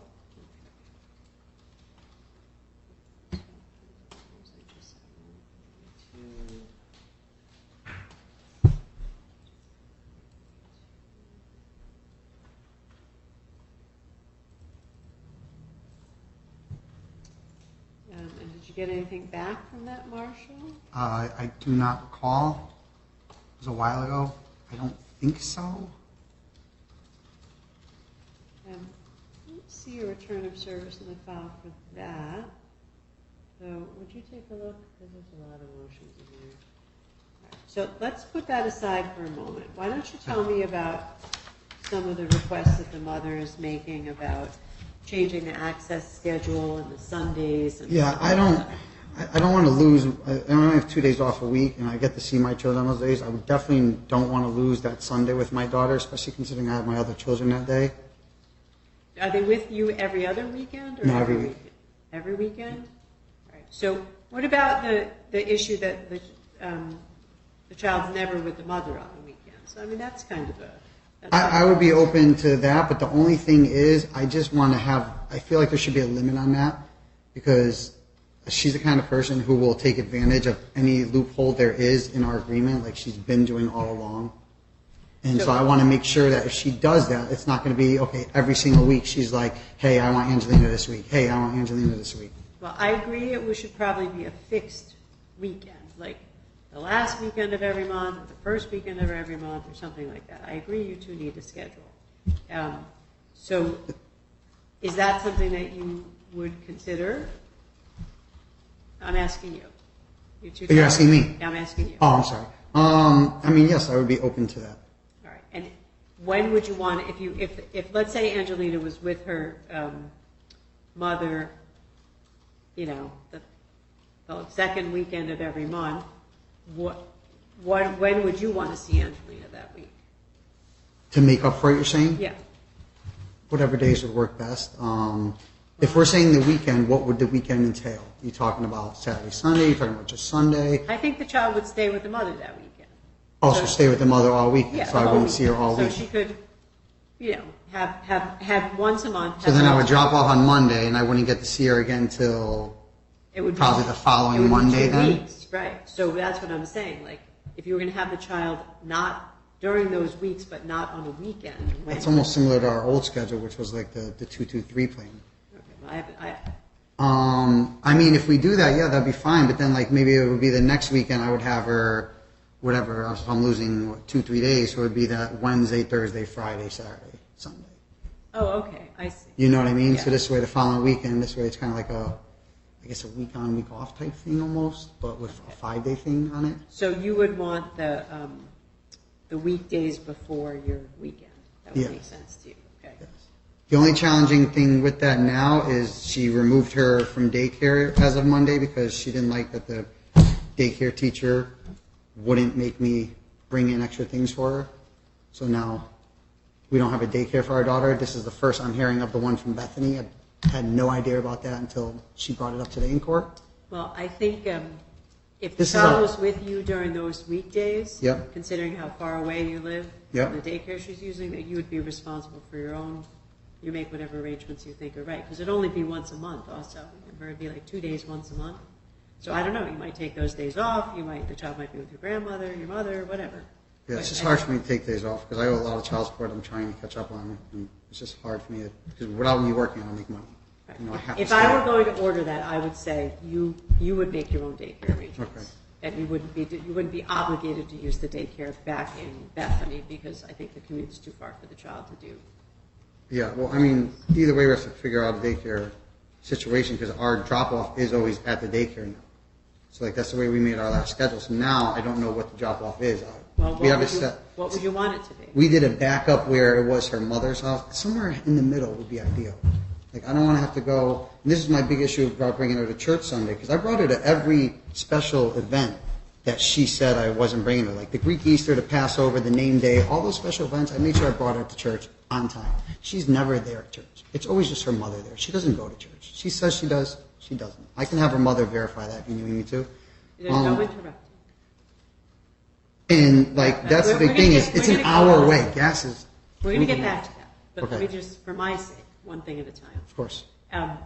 If the child was with you those couple days, like, so let's say the child's with the mother every second weekend of the month. Okay. And that weekend of the month, then the following week, you'd have the child, you pick the child up Wednesday, she'd stay with you through Monday.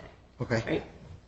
You're going to make your own daycare arrangements? Yeah, I can do that. You can do that. I'll figure it out. Now, the next question is, if we're not doing pickup and drop off at daycare, where would you want it to be? Somewhere in the middle? Somewhere in the middle would be ideal. Okay, but we're talking about early in the morning. Yes. So I have to, on Monday, I have to drop my other children off at their school. So their school is, the last one gets dropped off at 8:10 is bus comes. So I leave Southington at 8:10. Okay, so you could meet her with... Waterbury. Our old meeting place was the best. It was Naugatuck because it was right in between everybody. It was in between my ex-wife, my mother, her parents, her house. Like that Naugatuck spot is right in the middle of all. I don't remember where that was. It was the Cumberland Farms in Naugatuck, and I picked the Cumberland Farms because it has a lot of cameras in case there's any issues. Okay, well, there's probably a million Cumberland Farms in Naugatuck, so which one? It's the main, the one on, I'm going to name it street. It should be on our original order. I don't have a copy with me. All right, I'll find it. Okay. So that's your suggestion? That would be my The suggestion. old order, okay. Now, she's saying that there are Sunday events church events that you didn't get the child Yes. to in May, in the last 2 months. Do you want to comment on those? There was no events. The only things I didn't bring her to was the church every week, and because I can't afford to drive on my days off with my children, I can't drive all the way from my house, all the way to Orange, bring her there, sit there for 2 hours, twiddling my thumbs, and then drive all the way back. Lose 4 hours of that morning. Okay. My car is struggling right now. I am having a lot of car problems, which I'm hoping to get resolved in the next couple of weeks.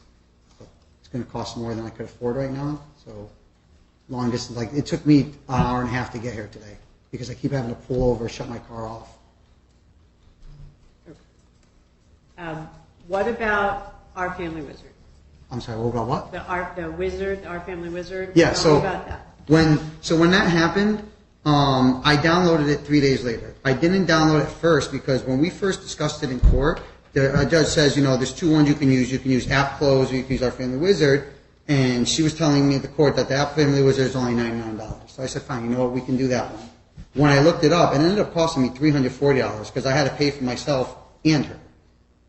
So it was $340 for just a year. So every year now I have to come up with $340 for the app. So I was asking her, I wasn't refusing. Why were you paying her share? Because she won't pay it. She'll just say no.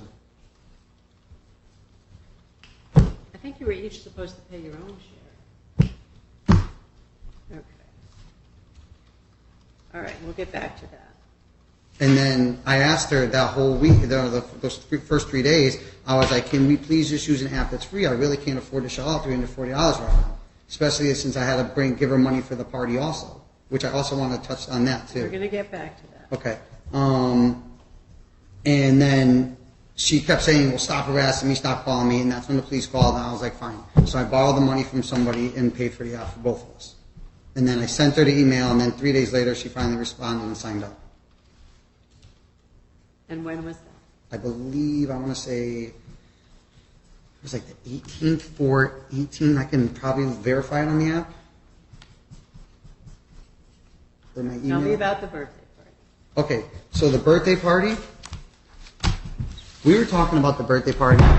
She sent me some screenshots where she was looking at the birthday party. Nothing was finalized. She was saying, here's what's available, blah, blah, blah. And it was $400 for the birthday. So I said, okay, I'll send you 300. I was like, and that allows, 600 total. That allows 200 extra to get cake, decorations, whatever other little things you want to get for the party besides the 400 for the actual party. All right? So during that time, she's like, well, I want more money. You need to send me 400.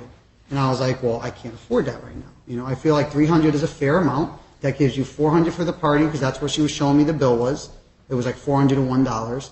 And then I was like, that gives almost $200 more where you can get all the other stuff. And then, so she spent the whole month of May telling me the party was canceled. I actually have copies of emails or from the app, if you'd like to see them. I made copies for her and copies for you. Okay.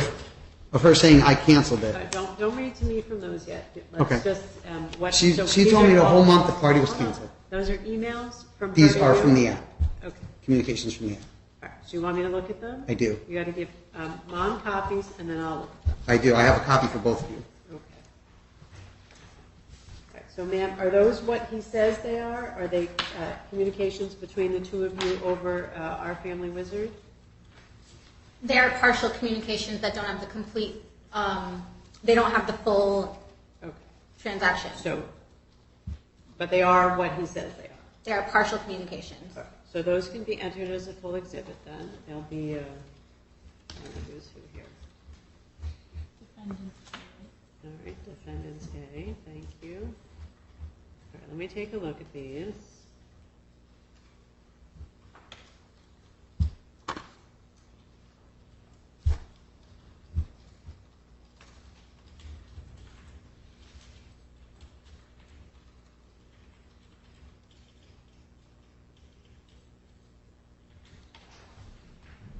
There's a lot of messages here. Which page is? They're different. So if you look at the first one on page 1, the first paragraph is her saying I canceled it.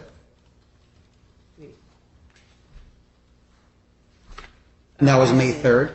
And on the second page, Yeah. if you look towards the bottom, we're on April 30th. She says again, party is off. Okay. Again on May 2nd, she said, I will do my own party since you aren't paying more for this one. That was May 2nd.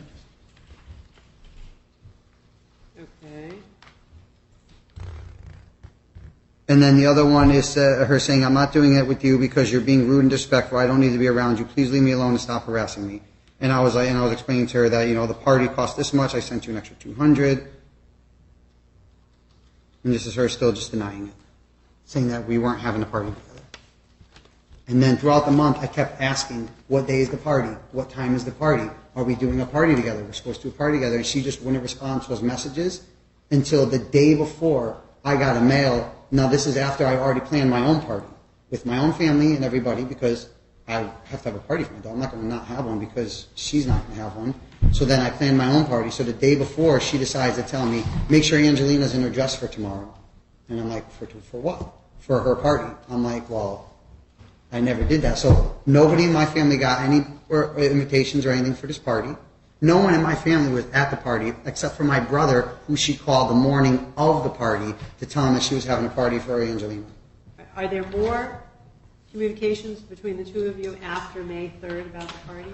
There's me asking about it, and then not until the day before.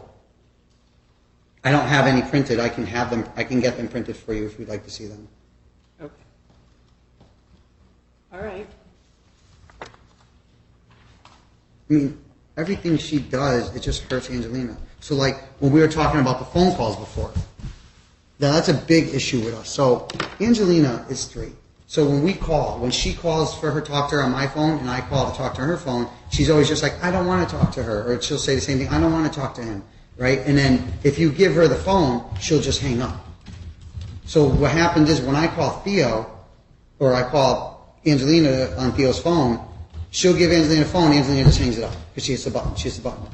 So when she calls me, I'll actually hold the phone so Angelina can't hang it up. And I encourage Angelina to talk to her. I would love to hear the recording she has of these calls because you would see the difference between when I call her and she calls me. That I encourage Angelina to talk to her. I try so hard. I make her talk to her. I chase her around. She's like, no, I don't want to talk to her. I don't want to talk to her. Not only that, I have to call at 7 on the dot, according to Theo. If I call 1 minute later, she won't answer. And I even have emails from that same app of her saying that, she's sleeping, she wakes up at 5, call time is 7 p.m., not 7:05, not 7:12. Next time, be proper at 7 p.m. sharp like the court order says, if you want to say goodnight. Like, this is what I have to deal with, telling me that I can't call before, I can't call a minute after, it has to be exactly at 7 o'clock. So if I don't get to my phone at 7 on the dot, I don't get to talk to her that day. She can call anytime around that time. She's called at quarter of, she's called at quarter 20 after, and I'll always answer for her because I want Angelina to be able to talk to her because I know that's what's best for her.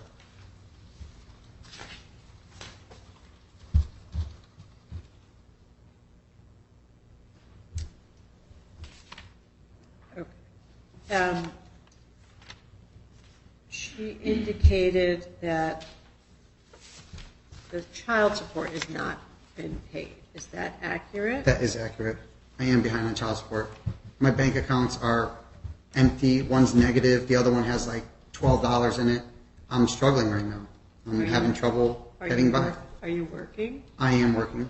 What do you do for work? I'm a contractor, self-employed. Oh, that's.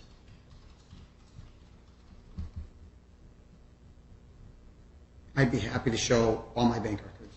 Like when it comes to that discovery, I have no problems bringing them all up because you will see that I'm not making the income that she's claiming I'm making.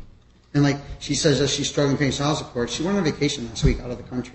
How does somebody struggling paying, getting by, able to go on vacation? Well, what is going on with your child support? Is none of it getting paid? Well, I just paid $2,100 of it the other day, or was that 2 weeks ago because I had to because I was getting incarcerated. So now I'm down to like $0. And now I'm trying to make a payment this week, and obviously every other subsequent week I'm trying my best. It's just hard. I got a lot of bills, and gas is through the roof, and like gas and groceries alone cost me, $500-600 a week. Like I still have to feed my children 3 days a week. Like even though, she has primary residency of Angelina, I still have her 3 days a week. I still have to give her dinner 3 nights a week, breakfast 3 days a week. That matters. She only has her one more day than I have her.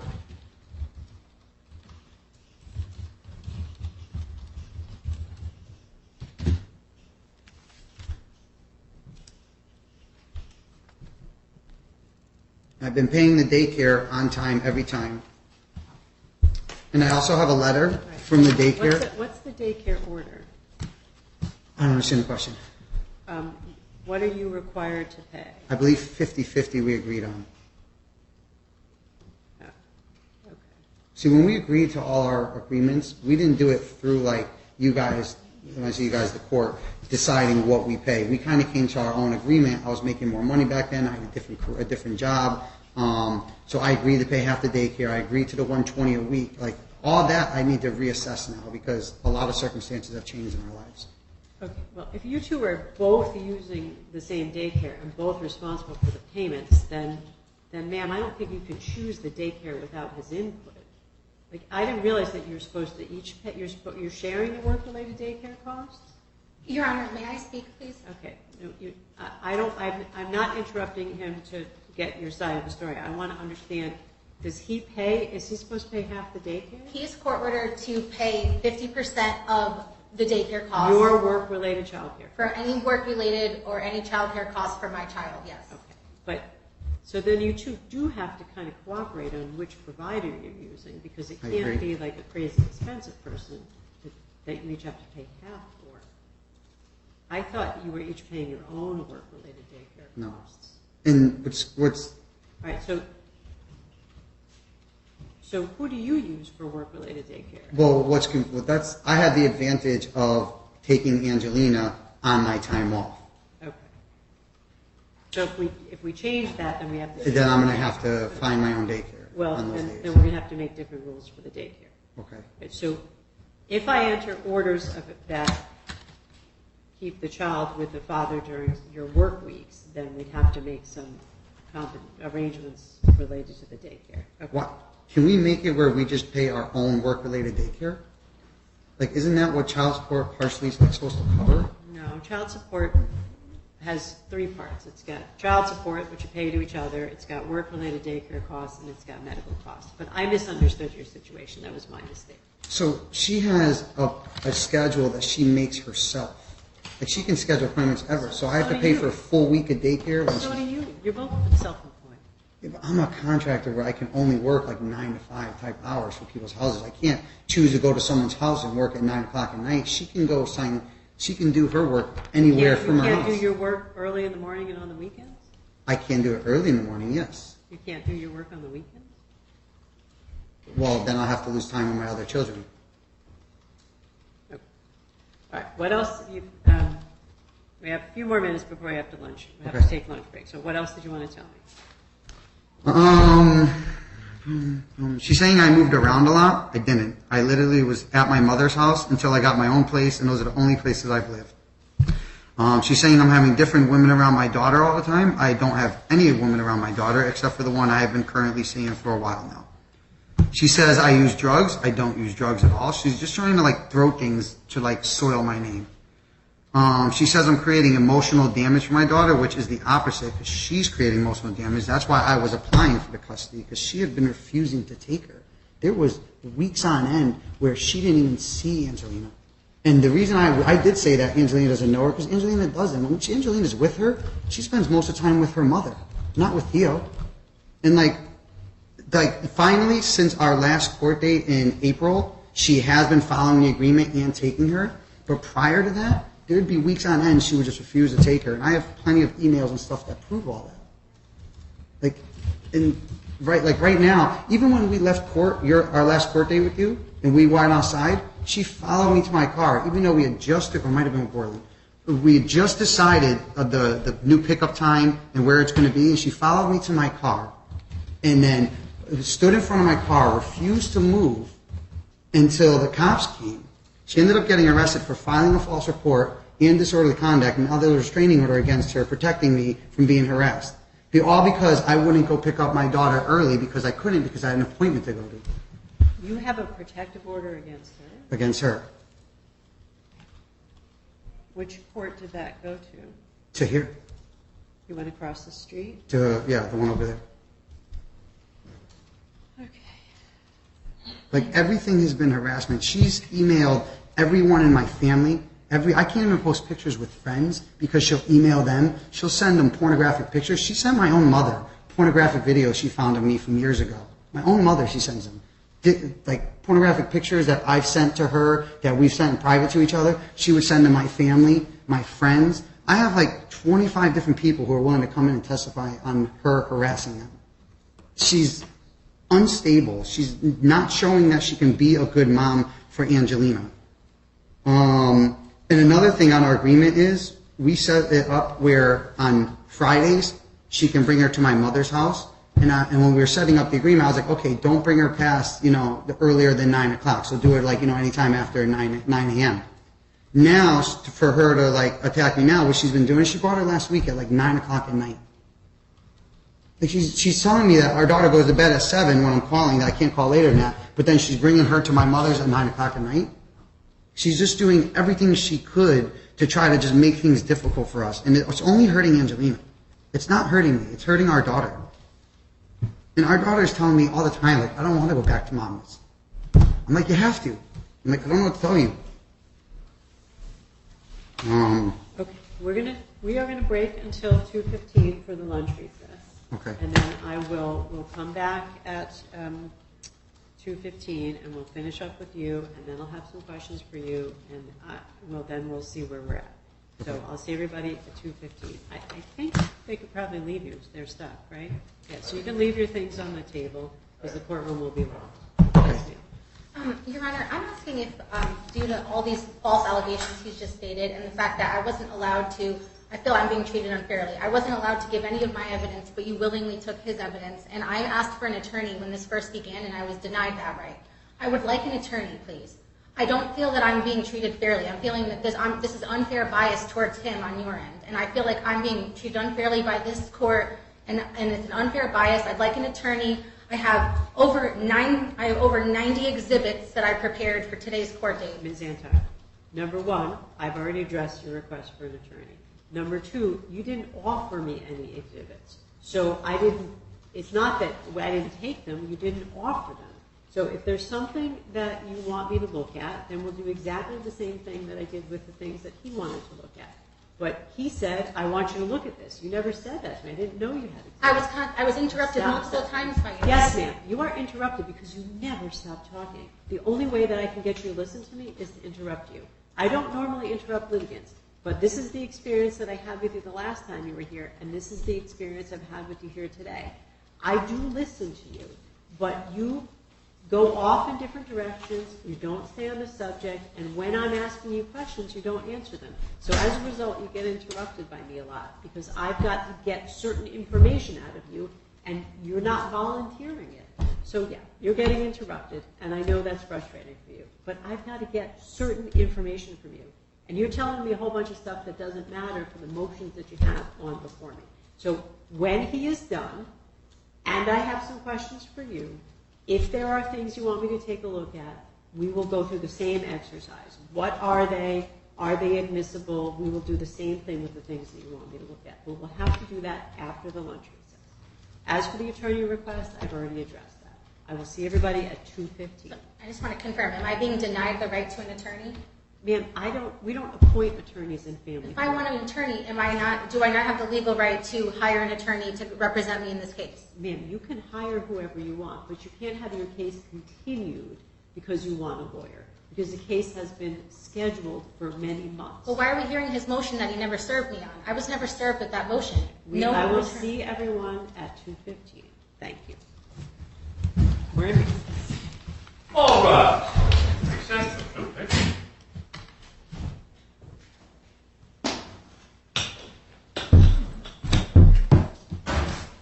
Now, back to session. Thank you, President. You're on. Good afternoon, ladies and gentlemen. Please have a seat. Parties are present on the Antar and Lodice matter. We're back from lunch. And when we broke, we were in the direct testimony of Mr. Lodice. So, sir, was there more you wanted to tell me? I think when we broke, you were talking about the pickup and drop-off time, sometimes being at your mother's and sometimes being late. That's the last thing I had. Yeah, so one of the things that I would like to adjust, if we do get to the point of adjusting our arrangement and the pickup and drop-offs, is a better window of time for the Friday drop-off. She's going to be dropping off to my mother, especially since I have to pick her up from my mother's, and I can't go there at 9 o'clock at night to go pick her up. I mean, it's awful. What time is it now? It's any time after 9 a.m. We didn't, because I just didn't want to bring her at 7 in the morning, so my mother could at least get ready for the morning. So what time would you like it to be? Any time between 9 and 11? 9 a.m. and 11 9 a.m. and 11 a.m. Okay. Would be good. Okay. All right. So,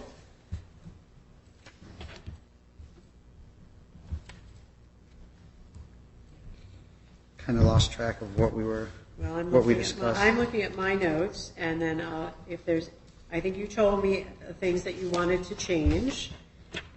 You gave me some options if I granted the mother's request about Sundays, or in part or in full. I also wanted to bring up that there's a Greek Orthodox church near my house that if she wanted her to go to Mass, I can bring her to that Greek Orthodox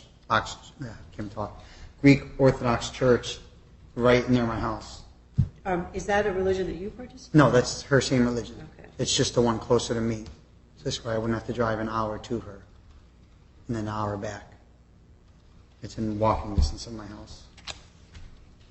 I also wanted to hand in this paper. This is a certified letter from the director of the daycare, because Theo did mention that I was bringing her late all the time. But I have a letter here saying that the 9 a.m. cutoff was the cutoff time, and then I was only late one time, and it was due to car trouble, which I did call. And also that I have been nothing but respectful and caring, engaging with my daughter, and that all my bill was paid on time and always. I have that letter. I'd like that. All right. Is that something that you've seen, Ms. Antar? No. All right. Do you want to look at that? Yes.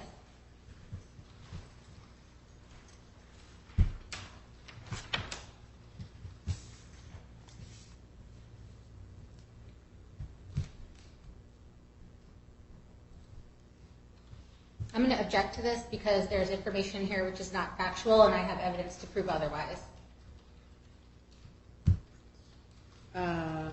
So you disagree with the contents of the letter? Yes, and I don't think this isn't even a real email. So I don't think this is authentic. I don't believe that this is even. I can pull the email true. thread up on my phone. And I actually, the people at the daycare sent me my own communications, which I'd like the court to see. Okay. Well, we'll take that communication that he offered, and you can offer yours when we're hearing from you again, and we'll see where we're at. It can be marked as a full exhibit. Okay. So I want to be mindful of the time. Is there anything else that you wanted me to hear I mean, about, sir? I can go through piece by piece, email after email, different things of like just showing her inconsistency with picking up our daughter. I mean, I have at least 5 or 6 different times of text messages and proof that she was just refusing to take our daughter when it was her time. So then I would keep our daughter all week. What's the window of time you're talking about? All the way from last year pretty much up until the last time we were in court when she realized that it was getting serious, and then she started following the agreement. Okay. So the motions I have before me for the most part are about what's happened since the last time you were here. So you can hang on to those. They may be relevant for the overarching request to change custody, but they might not be relevant for the present motions. Okay, and another thing I wanted to bring up is the daycare. I mean, we are already been through 3 daycares. She got her kicked out of 2 daycares, and then she removed her from the last one. I just feel like the inconsistency with that, finding a way to, I don't know what the word is, like I guess navigate finding a daycare that works, that she won't cause problems at, that Angelina won't get removed from, or that she won't take her out of every time that a little hiccup happens. Why do you think the child's been moved from daycare? So the first daycare, when Theo and I originally split, I ended up seeing one of the daycare teachers, and Theo went in there and made a big scene because they wouldn't fire the daycare worker because it's not against their policy. So they're like, well, we can't fire him. She's not doing anything wrong. So she started swearing and yelling in front of the kids, and so they were like, all right, well, your daughter can't come here anymore. And then after that, she actually filed a report of abuse and neglect on the daycare director and the daycare teacher that I was seeing because she just wasn't happy with the results she was getting. On the second daycare, which was the private home daycare, Theo says that she was removed because of that it was a vaccine issue, but that wasn't the issue. The actual issue was that Theo kept showing up late and not on time, past the time that she's allowed. And then so the teacher had to drop her. She also didn't tell me that she dropped her, and I didn't find out about it until 5 weeks later after sending her 5 weeks of daycare money for that daycare. And then this daycare, the teacher told me that the reason Theo pulled our children, my daughter and also her own daughter out, is because on Tuesday they do what's called like water play. And then Theo's like, well, you need to tell the dad to bring the water clothes. Well, she's like, well, Tuesday's your day, so can you just bring in the water clothes? She's like, no, you need to tell her I'm taking my kids out. And so she ended up taking our kids out of, my daughter and her daughter out of that. And that was the last daycare. It's just, everything she does is just like a malicious attack at me, and it just ends up hurting Angelina. And I don't know how to stop it. I mean, I get she's filed for 3 restraining orders on me. 2 you guys dismissed. 1 she didn't even show up for court for. She's called the cops on me. I mean, I have, I think, 25 different police reports from 4 different police stations of her calling the cops, just trying to get me in trouble, throw something at me. She'll just do anything she could when things are not working out her way. And it's just, I just want to do what's best for our daughter. And I just feel like she doesn't want that. She wants everything to be from a retaliatory nature, and I don't. That's really all I got, I guess. Everything else is just, facts and evidence of all these things that she's been doing. That's, 40, 50 emails and text messages that I'm not going to bore you with, but, I mean, if you need to see them, I can show you them. But Okay, well, do you both want me, are there certain things that you both want me to look at? Like you both want me to look at the Family Wizard messages? I mean, I could show you. A lot of the messages are before when we started Wizard, but I guess you said it's everything since April, so I guess none of that really matters. So I guess everything that's prior to April doesn't matter. So. Well, not for today's hearing. I will tell you that, I'll tell you both, that I've heard enough between the two of you that I'm very concerned that the long-term custody and access orders for your child are not working. I'm very concerned about that. That the level of conflict that you two have is not good for your child. That the number of the time she goes back and forth, it seems stressful. The number of different daycares she's been in is not ideal. I don't think the schedule is, there's a lot of things here that are just not good for you, either one of you, for both of you or your child. So I am going to make some temporary orders today But I think the final orders regarding custody, you both have requests to change custody and change the access schedule. I'm probably going to have you speak with Family Relations about that when we're done here at 3:30 and have them screen you for appropriate services. I told them that I think it might be appropriate for a full custody evaluation so that they really look into everything you're both saying. They really look into all the claims you're both making, both of your backgrounds and histories, what's been going on with the daycares, what's been going on with the doctors and the police and DCF, and really give some recommendations to the judge who makes the custody decisions. I am very concerned that this is like too high conflict and that we need to make some orders that are definitive and will last. So when we are done here today, I may issue temporary orders. The final orders will be pending the outcome of Family Relations, what they think, what services they think your family would be appropriate for, and then when those services are done. So we may do temporary orders today, but that's a long way of saying a lot of the materials you both brought with you today might be better suited for that process or that hearing or both. That's what I'm trying to say. Interesting. Right. So I'm going to be back with you in a minute, ma'am. I'm going to make sure I'm done with him, and then we'll return to you, and then we'll finish up. Is there anything else, sir, in the short term that you wanted me to look at or hear about? No, I guess I feel like if we're, like you're saying, if we're going to go over the temporary orders, then we do need to figure out, very in detail about what each thing we're doing means, like the pickup time, place, drop off window, the call that we do on 7 o'clock, maybe like a 15, 20-minute window that we can make that call in. Just like little details like that, that's kind of been loopholes I feel like have been kind of misused, and I don't want to see misuse anymore. Okay. I think you have explained a lot to me. All right. So, ma'am, I will hear from you about not everything all over again, but like things that you raised or things that, if there's things that you wanted me to look at, remembering that I'm going to keep them to the kind of window of the more recent events. So what do you have in mind? Okay, I just wanted to start by saying that the letter that I received from the court on April 20th stated that today's hearing was supposed to be a mandatory resolution plan date with family services in order to go over everything. And I just want to say that we never had the opportunity to even speak to Family Relations today. As soon as I came in, we were thrown into the hearing without any discussion from them. Second of all, I just wanted to say that none of the defendants' motions were set for being heard today. All the motions were for my motions for contempt, my motion for modification of visitation in custody, my motion for financial discovery, my motion to dismiss his motion I never got served with. So I don't feel comfortable with any of the orders being changed. I don't agree to that, and I did speak to an attorney over the course of the break, and before anything gets changed, I want to be able to hire counsel and have adequate counsel take over. I feel that it's unfair that the defendant is allowed to file a motion without being served. There's no proof of service. I confirmed with the court multiple times. I was never served. The last time he served me with something was in 2021. All right, ma'am, you filed motions to modify custody.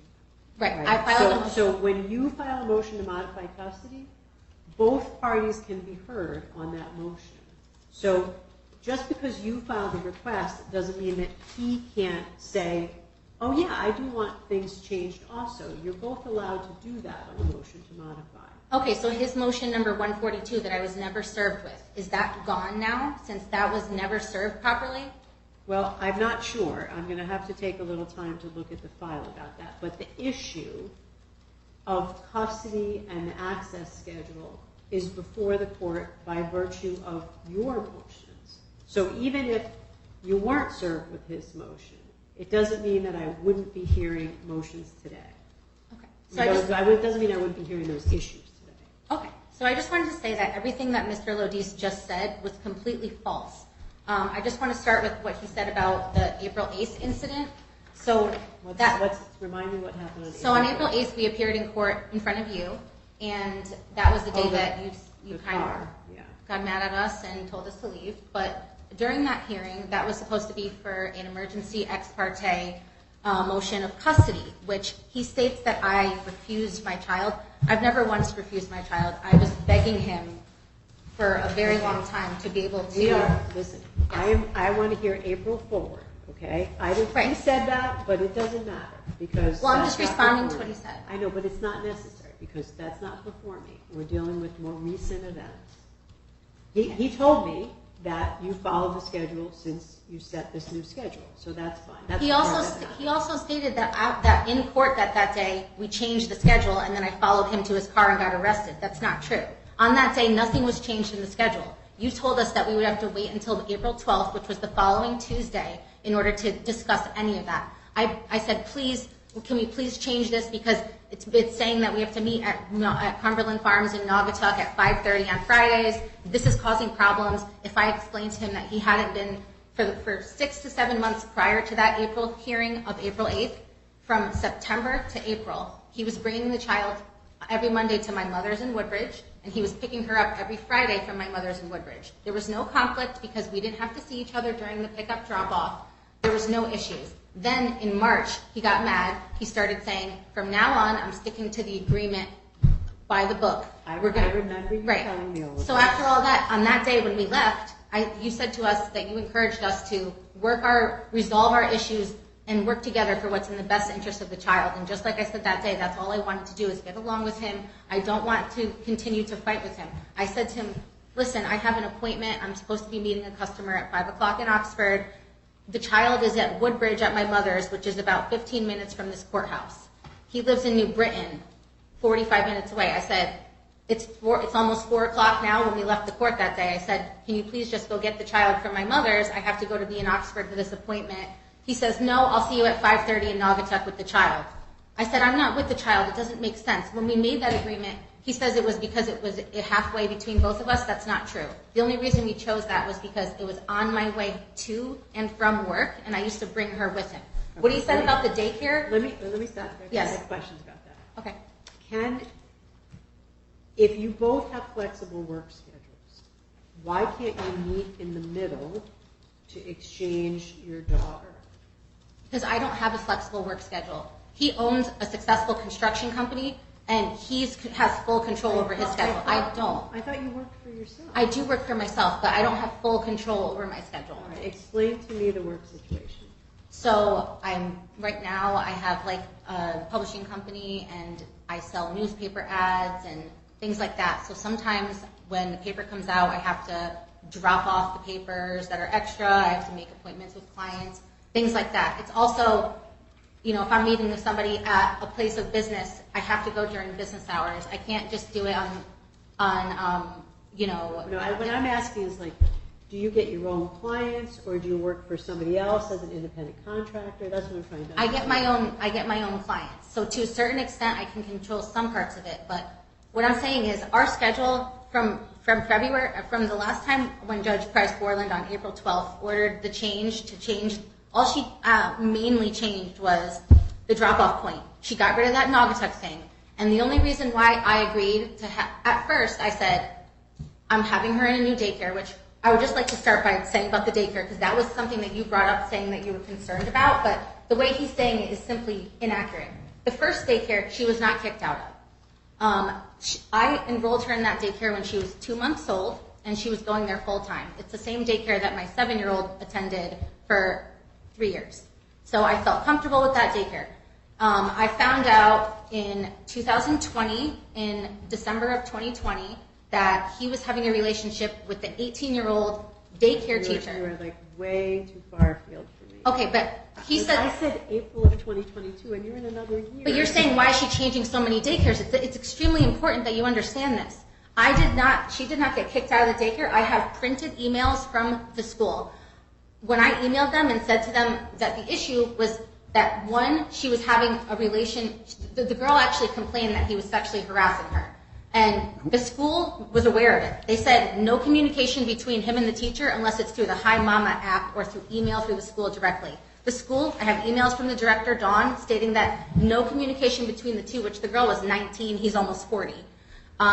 He has a very bad sex addiction, he has mental health issues and substance abuse. Okay. Stop.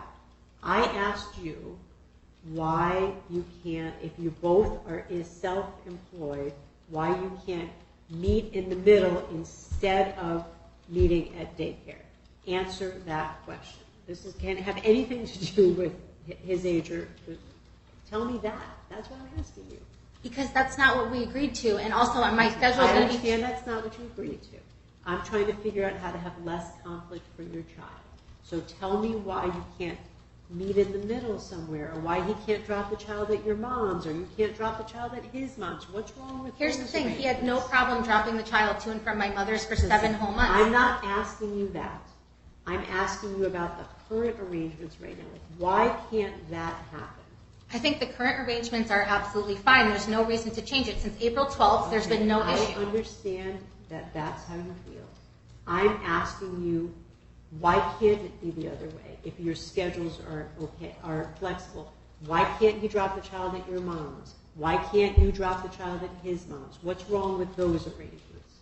So our current arrangement states the reason why I agreed to this too. It states that on Friday, I can bring the child to his mother's house anytime after 8:30 a.m. It doesn't say between 8:30 and 11, or you have to be by here. It says anytime after 8:30 a.m. I originally, on April 12th, asked for him to agree that he would just drop her at daycare on Mondays, no later than 9, and pick her up from daycares on Friday by 5:30. The prior agreement said meeting at those times as well. It said 8:30 on Mondays, 5:30 on Friday. Are you not going to answer my question? I'm just trying to explain it.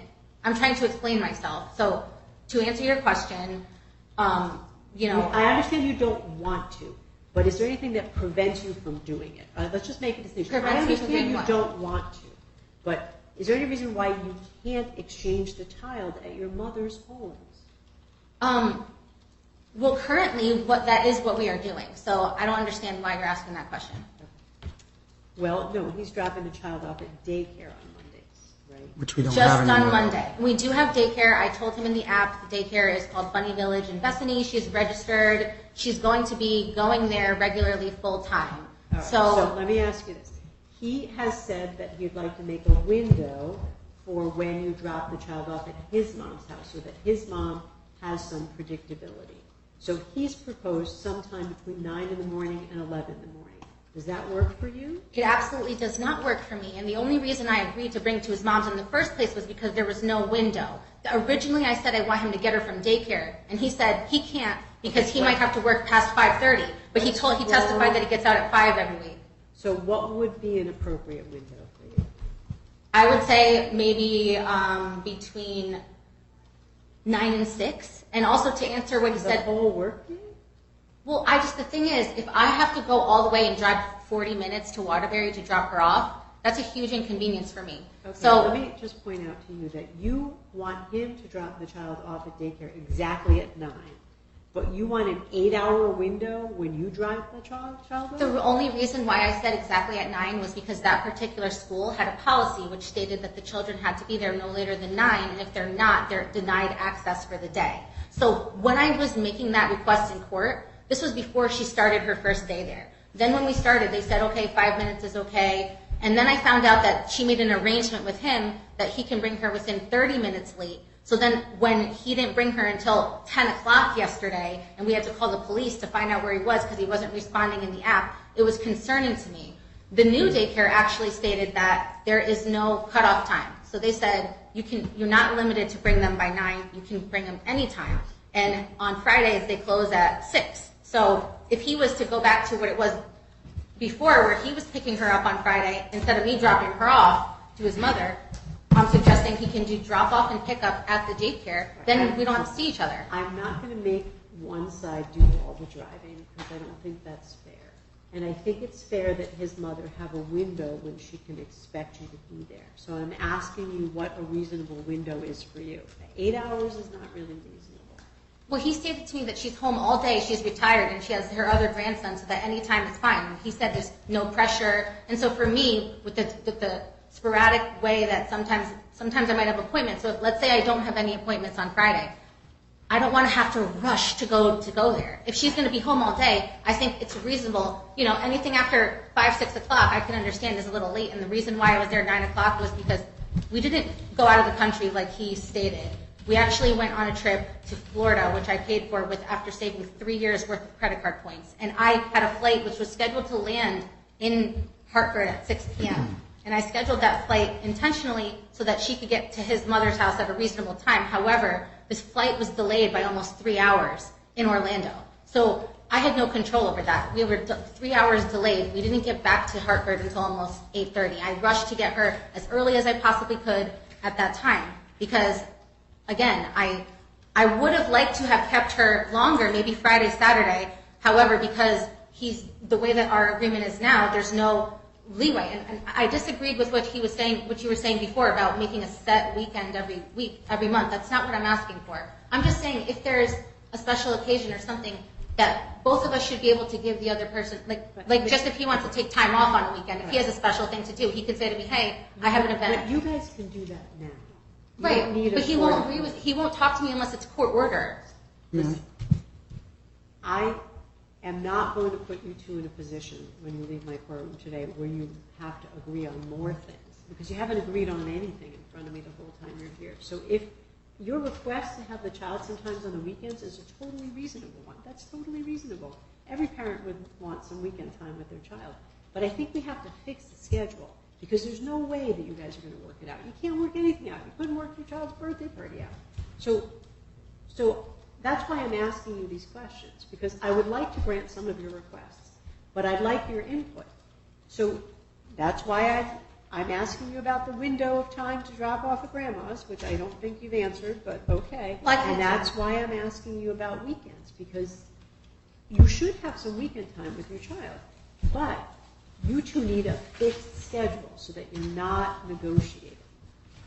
So do you want to revisit the window of time at grandma's? Otherwise, I'm just going to do what I think is right. I do want to visit it. Like I'm saying, usually the latest I ever brought her before that was 7 o'clock, and that's because I didn't have work that day and we were playing all day outside. 7 p.m.? 7 p.m. But they were all having a party when I got there. They were having a pool party, so it wasn't like everyone was sleeping or anything like that. There was 50 cars outside, so. I'm asking you about a reasonable window one last time, then I'm just going to do it. I'm saying I feel like maybe like sometime in the afternoon would be reasonable. I think giving me only 2 hours is too much pressure because I have a 40-minute drive. So, and it's a lot to get me and the child out the door. And I also have my other daughter who I can't even leave until she goes to school or camp.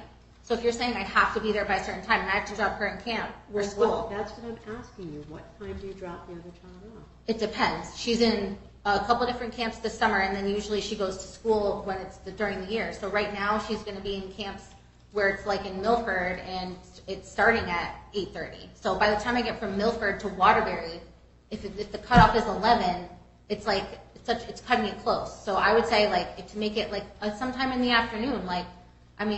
I would say 3 o'clock maybe. I think that's. Work on Friday? Like I said, sometimes it all depends. If I have no customers and nothing going on, it's been slow right now with the way things are. So I try to work as much as I possibly can. But sometimes if I don't have a set appointment, I might take my time in the morning getting out the door. So instead of leaving at 8, I'll leave at 10, 11. Right. So let's go back to the weekend thing. Do you have a request about the weekends? Which weekends you would want? Do you want to tell me about that? I was requesting exactly what it says here in my current agreement, which I was hoping to match the same language, which states that if the mother has an activity with the child on the weekend, she shall notify the father 48 hours in advance, and she shall be able to take the child to said activity. If desired by father, said time shall be made up with a midweek dinner between father and child from after school until 8, drop off at mother's address. And that last part I'm flexible about. But all I'm saying is, let's say I have a friend and wants to plan a play date. Like I have a friend who texted me today asking me if I ever get the kids on a Sunday. So it's like, if I say to him a week in advance, hey, you know what, on this Sunday, I want to take her to the beach. Can I pick her up? I'm giving you a week advance. You guys can agree on that if you want to, but there's no way I'm going to put you in a position where you have to negotiate more because you don't negotiate well. You two you're not good at that right now. So I think that's what I'm saying to you. I'm not going to do that because it's too much back and forth between the two of you. I also added here about, like I said, both parents shall be entitled to 2 non-consecutive vacation weeks. Parents shall give each other 30 days notice, and... Do you have a request for this summer? No, not for this summer, but I'm just saying, in general, because I was thinking, about maybe planning a trip, next year, and I wanted to do it that for maybe more than a week, and it's not possible unless I can have those extra days. Well, that's true. Do you have a request for summer access? I have no specific requests right now. I can't afford a vacation. Okay. All right, so I do want to be mindful of the time, because we are going to finish up at 3:30. I thought I'd only have you guys for 2 hours, and I think we're pushing 4. So, Your Honor, may I suggest maybe 8 to 12 for the 8? Friday drop-off? It gives a 4-hour window, plus it's still early enough where my mother could take her in, get her ready for a nap, and put her to bed. Does 8 to 12 work for you? Right now it's after 8:30, so 8 is just impossible. I can't physically ever get there at 8. It's a window. I would like the window to be starting at 9, because that's reasonable for me. I can't start my day before 9. Okay. Does that matter? Yeah, 9 to 12 is fine. Okay. Well, that's Same even thing. shorter. Why don't we do 9 to 2? Okay. Stop. You guys are not doing this on my time. I'll pay.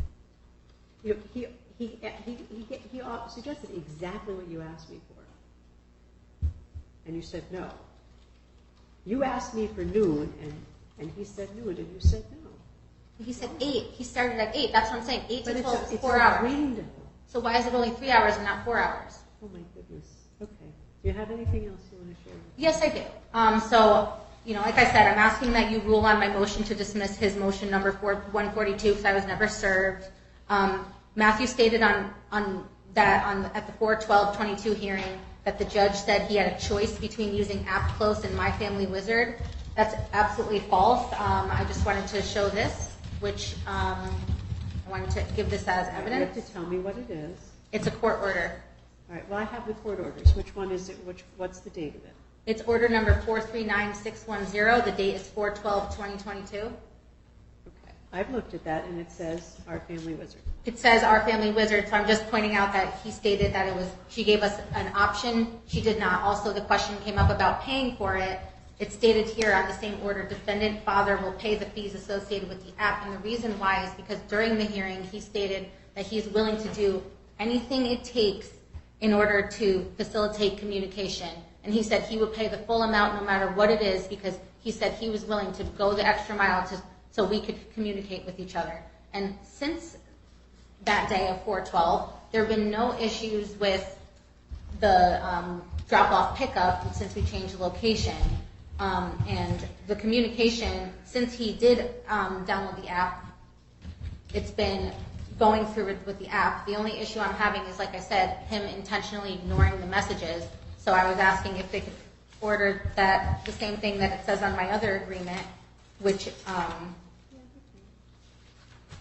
Just tell the other judge. so on the other one, it just says like all communication shall be through the app. Communication shall be responded to within 40 hours of receipt. And since he clearly looks at the ones he wants to, I think that's concerning to me because how does he know what is in the message? What if it's important? And it's always regarding the child. So I believe that it should be returned on both ends within 48 hours. I think that's a reasonable request. In addition, he stated that about like the visitation, he said we changed our visitation schedule and that I subsequently followed him and got arrested. That's false. When we appeared on the hearing, I begged to change the visitation schedule that day, and we was told it would have to be heard on 4/12, and that the 4/8 hearing was solely for the ex parte. Can I ask you a question about that? Yes. Did you get arrested that day? Not that day. And actually, the only reason I got arrested was because he wrote a statement against me, which was full of lies. And actually, I never pled guilty to that. The charges are being dismissed on July 27th.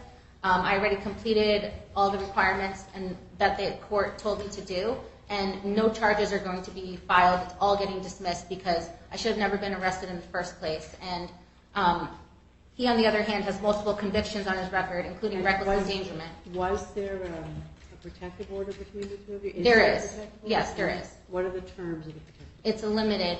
It's the lowest it can be.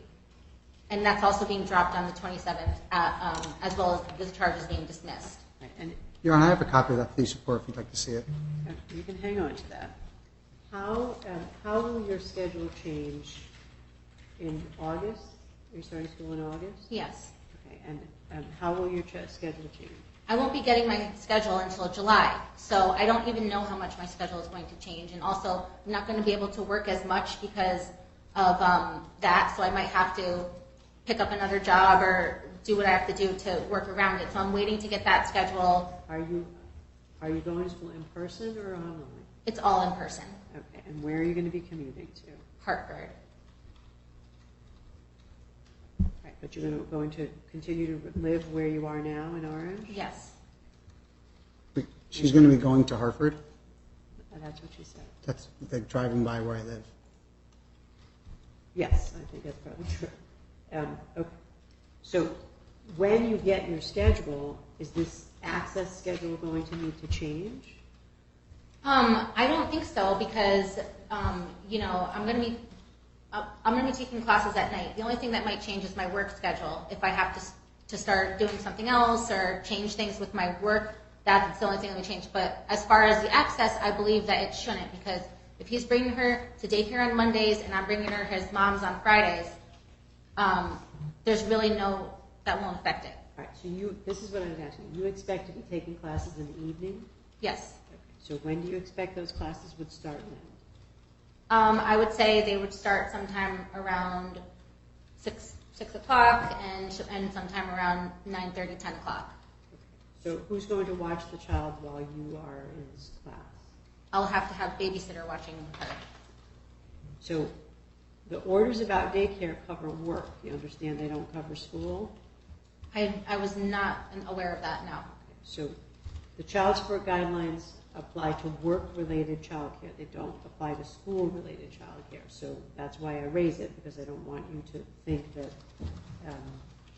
when you make your arrangements, that is going to be something that you will have to pay yourself. The child support guidelines don't include school-related daycare.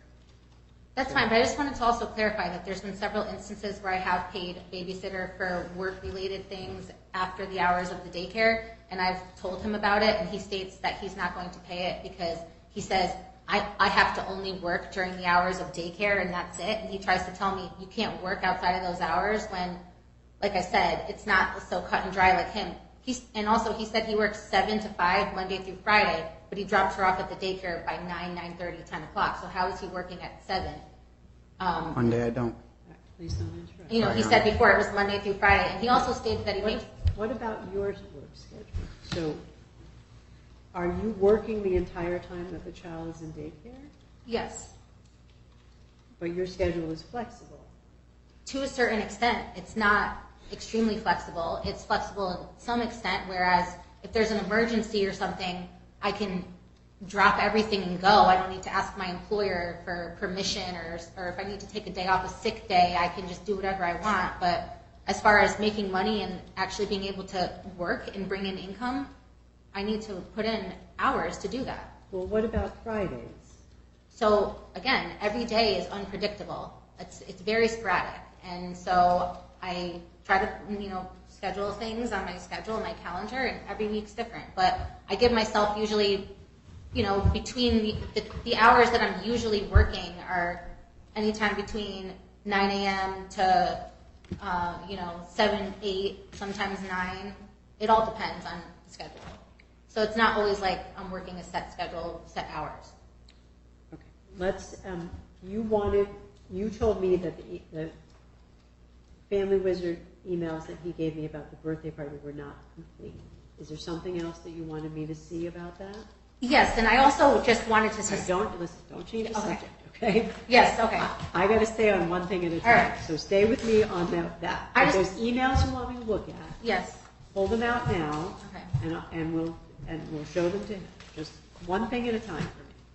I can't bounce around like you can. I'm getting lost.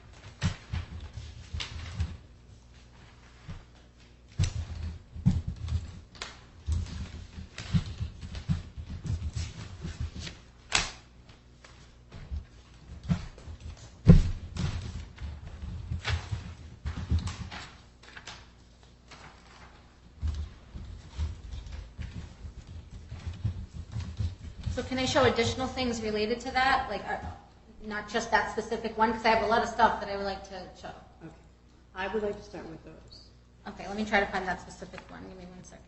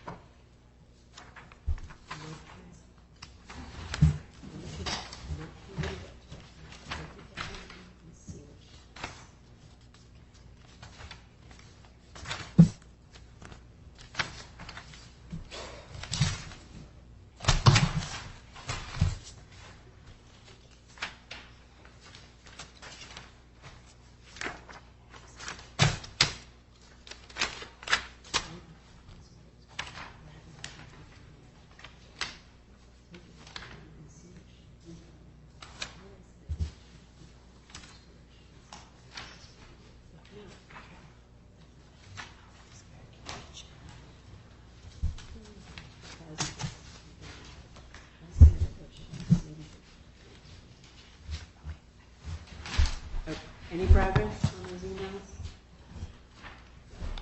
I'm sorry, it's because you're asking for one specific one, and I'd like to show what I have. I'd like to. All right. Well, tell me what it is that you want to show. Okay, so the first thing that I would like to show is on here.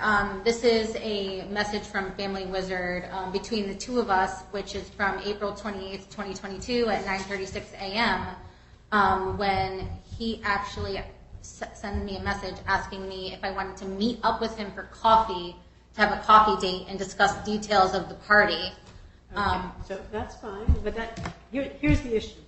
You told me that you had to call the police because you refused to bring the child to a birthday party, and he gave me emails that said you told him you canceled the party. And I have the other email as well. All right, so that can be marked as an exhibit. The email asking for him to meet with you, that's fine. Okay. I don't have any objection to that, do you?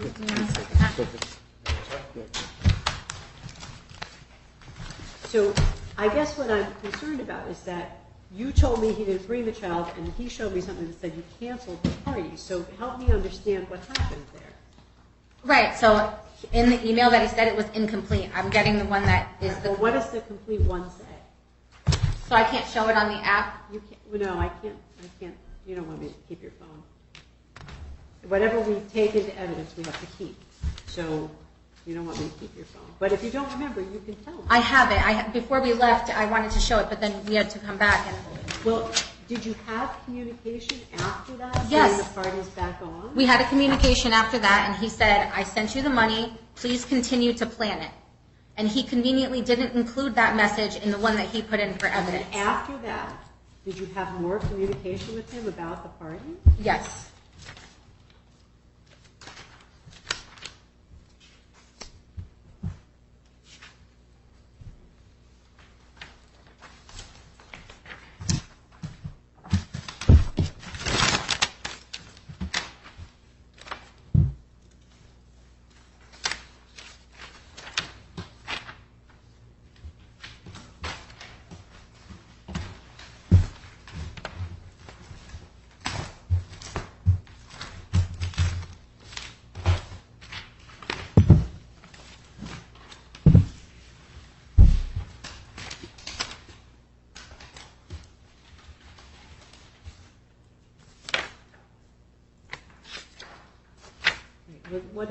What were those communications like? Just tell me. I just wish I would have a chance to speak and show everything in the order I have it. All right, ma'am, I'm listening to you, and I'm asking you what happened. He says you canceled the party. What happened after you sent the email saying the party was So canceled? when I had originally sent him all those emails, I sent him the booking information. I sent him the screenshots of all of the things. It even said what was included. It stated how many pizzas, all the details. What happened after you sent the cancellation? After I sent him that, I asked him if he would be able to give me more money. He said no. So then I asked him, I said, okay. And then after that, he said, please continue to plan it.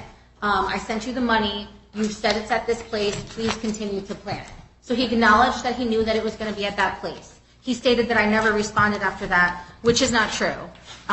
So after you sent him the email saying it's canceled, did you ever say anything back to him like, okay, I will, or yes, it's back on?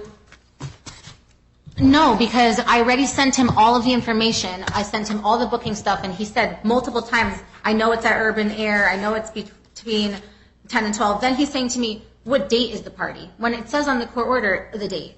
So it's like he always does this where he doesn't read the court order. Just like he called the police 2 weeks ago, sent threatening messages to my mother and to me saying he was going to have me arrested because I didn't bring the child. He said I didn't bring the child to his mother's by 8, but the agreement says anytime after 8:30. And so it's like he doesn't read the court order, then he messes. Please don't change the subject because I can't jump around like this with you. Okay. So listen to me. You want me to hold him in contempt for not following court orders about this child's birthday party. And he showed me emails saying the party was canceled. That you said the party was canceled. So I can't hold him in contempt for not bringing the child to a party that you told him was canceled. So if you had communications after that said the party's uncanceled, please come.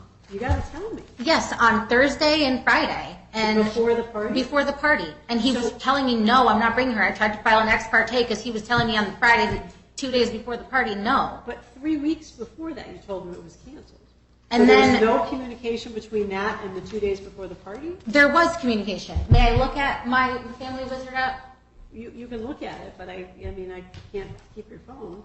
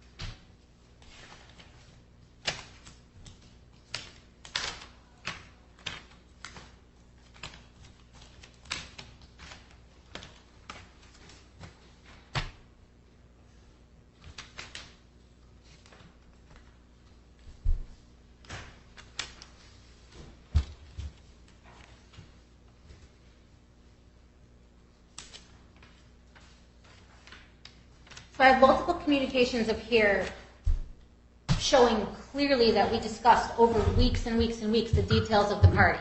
Okay, but what I want to know is what happened after you told him it was canceled.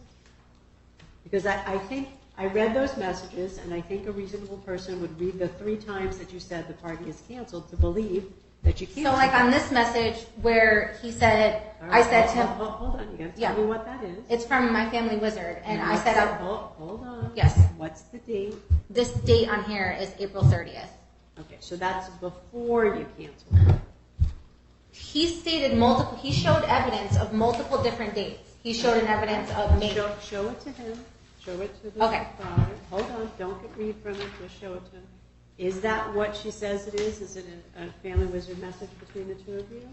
Can I object for the relevance, considering it's before the time that she canceled? Okay, well, you can, but I'm probably going to look at it anyway, fine. because she wants me to. I understand is it what she says it is? It is what she says it is, yes. What she says it is, excuse me. So, listen. It's admitted, it'll be a full exhibit, but if you want me to hold him in contempt, I think you got to show me how you told him that the party was back on after you told him it was canceled. He showed multiple different dates of me saying that if we can't agree on this, that I was just going to have my own party. And every single time he said, no, we already booked it. We already discussed this. We're doing what we discussed. Again, here's another one where he states he's bringing 7 children. It's from the same date, 4:30. Do you have any communications after you told do. him it was canceled? Okay, that's what I want to say. Right here I said I'm going to have my own party. And then here I said to him, he said, I sent you the money. Set it up where you want. I said, are you letting me make all the decisions myself? Is that... Stop. Don't Okay. read to me from that. Because it's not in evidence. I'd like to show him. Is it before? But that's still before. It's after one of the first times that he referenced me saying that I was going to cancel it. Okay, that's fine. If it is what she says it is, I'll look at it. Okay.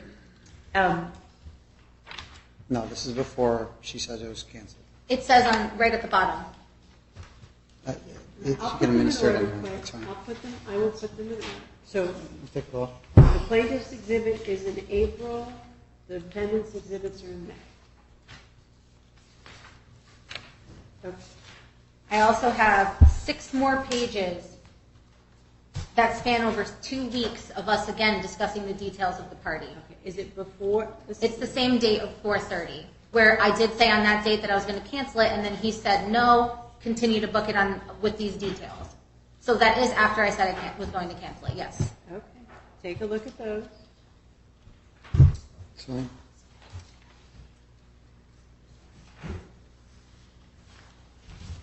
Those can be marked as a full exhibit.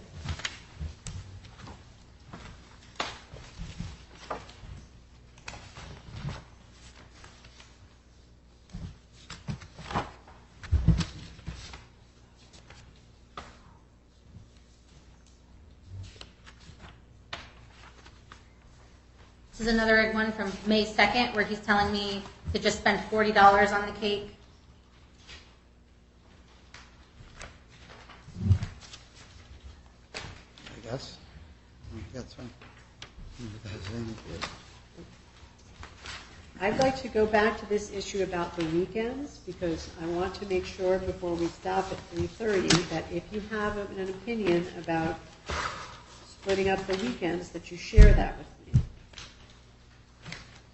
I am definitely not going to grant your request to make it sort of ad hoc. I don't think that's a good idea for you guys, but I do think it's reasonable that you get to spend some weekend time for your child with your child, and that the father see the child on different days of the week when you have the child on the weekend. So do you want to weigh in on that? I don't agree with that because I can't commit to doing a monthly weekend with her. I have so much going on.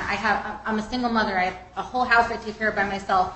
That juggling school, work. The only time that I can ever get things done or pick up extra hours or things like that is the weekend. And so I was simply requesting that we have that so that in the event if I wanted to do a vacation or plan something special, I have that option. But if he's not willing to agree to that, then I'll have to speak to an attorney about this. I'm not agreeing to having a set weekend that doesn't work for my schedule.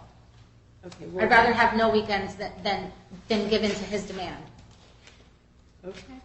Well, I actually think it was the other way around, Ms. Antar, that you asked me for some weekend time, and I imposed that on him, and now I'm asking you which weekend time you want, and you're telling me you don't want to schedule any weekend. I want to have the ability, like it says in my other court order. I want to have that same language in this court order. But you two can't do that, so I'm not willing to order. But we didn't have a chance to meet in front of Family Relations and discuss it.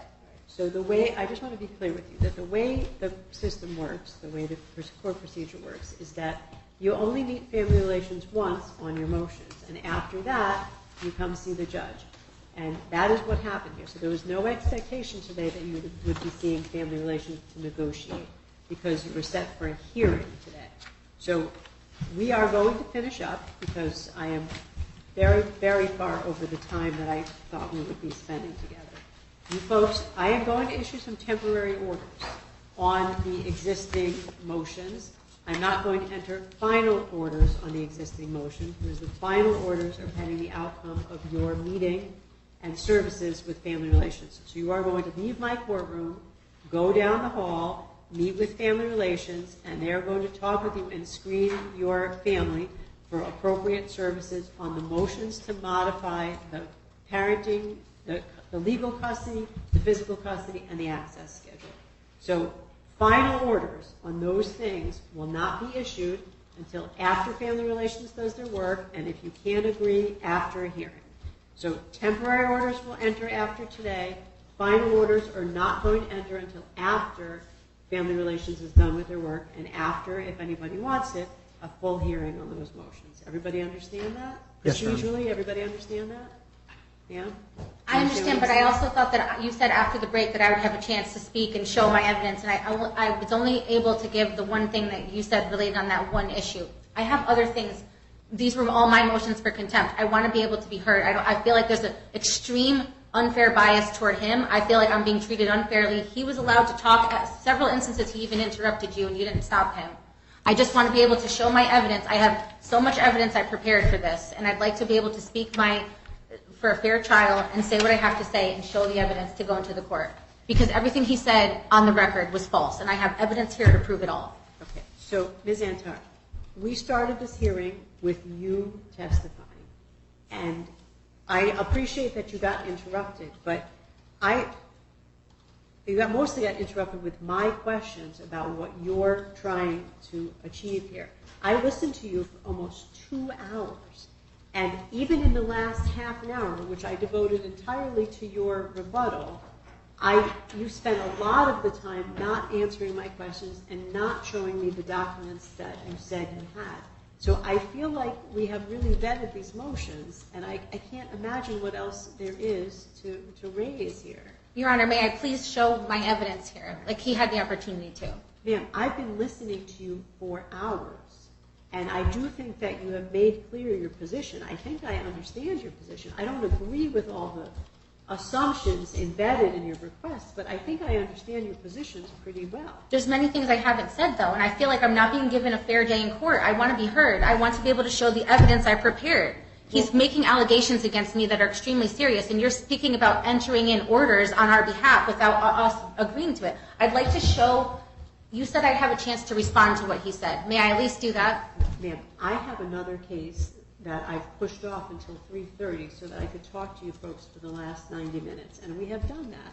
But his allegations are not, the things that, he said a lot of things that don't matter. That you both have said a lot of things that don't matter. You have a lot of complaints against each other. You don't have to respond to every one. You have motions about the daycare. You have motions about the time change. You have motions about OFW. You have motions about the birthday. I think you have told me everything I need to know about those things. As for the access schedule and the changes, any changes I make today are not going to be permanent. They are going to be temporary. I'm not entering final orders on your request to change the custody, the legal custody, or the schedule. That is not going to happen until after you talk to families. So if you don't agree with what happened, if you don't agree with what Family Relations recommends, then at some point you'll have another hearing, another opportunity to tell probably this judge what you think the access schedule and the custody order should be. But in terms of the motions for contempt, we've been at this for hours, and I think you have told me everything relevant. Your Honor, I also was told that the motion for financial discovery was going to be heard. And I was also... You are right. We have not gotten to that. So why don't you tell me what it is that you want me to order him to produce for finances? And then you are going to see family relations. Probably this lady waiting for you right here. So in terms of the financial discovery, which I filed on March 30th, I'm asking for the last 3 years of tax returns, all personal and business bank accounts, credit card statements, Venmo records, Cash App records, Zelle records, Robinhood statements, Webull statements, TD Bank business checking account, People's Bank accounts, Wells Fargo accounts, and any and all other financial records, including business records for Whole House Remodeling LLC. I want to see all federal and state income tax returns, IRS forms W-2, 1099, and K-1 within the last 3 years, all pay stubs, statements for all accounts, statements showing interest in... Why do you need 3 years? Because it's my legal right, and I looked it up. What makes you think you have the right to go back 3 years on a motion you just filed this year? I didn't just file it this year. I filed the motion for modification of child support in November, and that's what this is regarding, and it's been continued several times. And the reason why I feel it's important is because we've been in court for the last 3 years, since 2019. Mr. Lodice has lied several times about his income. He had stated in 2019 on the record... Stop. Listen. The way the law works is that once your case goes to judge, well, let me put it this way. If you file a motion to modify something, like the child support, the furthest back that the court can continue, can look, is from the last order. So you have a motion before the court today to modify the child support, or the magistrate court. I can't go back many, many years. Even if I wanted to. The law only says that I can go back to the last child support order. So anything beyond the last before the last child support order wouldn't be relevant. So that's why I'm asking you why you need 3 years. Well, an attorney advised me that I have my legal right to have the last 3 years of all this financial information because discovery was never done. So therefore, we never had an accurate idea of what his income is. And he stated to me that he made excessive amounts of money in the stock market in 2021. He stated to me that now, since having Whole House Remodeling in April 2021, that he's making extravagant amounts of money. Did you hear anything I just said to you? I did. So since June 2021 was the last time the child support was ordered, then does that mean that we can go back to then? If that's the last child support order, then you can request discovery back to that date. But it can't go back before that date because nothing before that date would be relevant because the court wouldn't be allowed to consider it. So then can we do it from June 18th, 2021 to present day? Because that's when the last order agreement was entered in 2021. Well, it can go back to the last child support order. I need to take a look at when that was. And I just want to be clear that both of you have to produce financial information to each other. So it's not just one way. When a court orders child support encompasses both of your incomes. So you would both be required to exchange financial information. I was told by an attorney that only if he files his own motion is that true. That's why I'm asking for an attorney. I'm asking for another court date. I did not have enough time to go over any of this, and I kept getting rushed. And then you rushed us saying to go put money in the meter, and then we came back and jumped to him. Now we're rushed again saying another person has a hearing. When we had a hearing on June 1st, they let us stay until 5 o'clock and actually didn't stop us from talking and let us say all the evidence and then incarcerated him. So I feel that, based on the advice I've gotten from an attorney that I've consulted with, I believe that I'm getting conflicting information about what my rights are in this case. And I was told it doesn't matter if you're married or not. You have the right, if in any child support case, to go back 3 years, especially if there's a discrepancy. Stop. Okay. Listen. Sometimes I do make mistakes, but I'm not usually wrong about the law. And I'm definitely not wrong about the child support law. So I'm sorry that you got a different impression from a lawyer that you consulted with. But I don't think that your impression is going to rule the day here. So let's focus on what it is that you would like to have him produce and also what you are going to produce. Because child support is a function of both of your incomes. So if you get your request, and you ask somebody to revisit the child support and recalculate the child support, we have to use the right income numbers for both of you. So we couldn't take your old numbers from June, which might not be accurate, and his new numbers from now. We'd have to have both of your new incomes, your current incomes. So you do both have to produce some financial information. Okay, but when I just want to clarify, because you said like from when the child support order was ordered, and the order, nothing changed in the child support order from June. That was just all different things about custody and visitation. That may so be can you tell us what the date? Can you say what the date would be? I need to look at your file, which has many, many, many entries. So it will be in my written order, but I don't have time to look at it right now. But it will be included in the orders that I issue on your motion for discovery. So since the last time that the order was placed about child support, it would be like if the last time that it originally put in. Because if the other order says it's staying the same as per this order, then that's not changing it?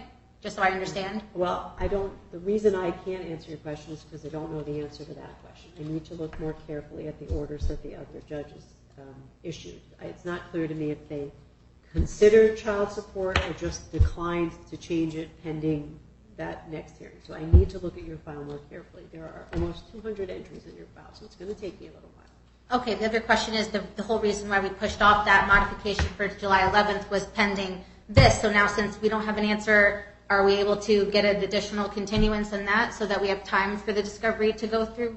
I don't know. That's possible. We'll see. But that's something I would have to just file another motion for request for continuance? Well, it also has to do with the magistrate's schedule. So the child support magistrate is hearing, so far has been hearing your child support issues. It may make sense to keep them all, to just have you come once, and so I'm going to talk to the magistrate about that. Right. So you would like his personal and business records back to the relevant time as far back as you can go, right? I want everything listed here as well because he regularly uses Venmo, Cash App, and he also keeps a lot of cash. I have evidence here that the daycare stated every payment he's made since the first day was made in cash.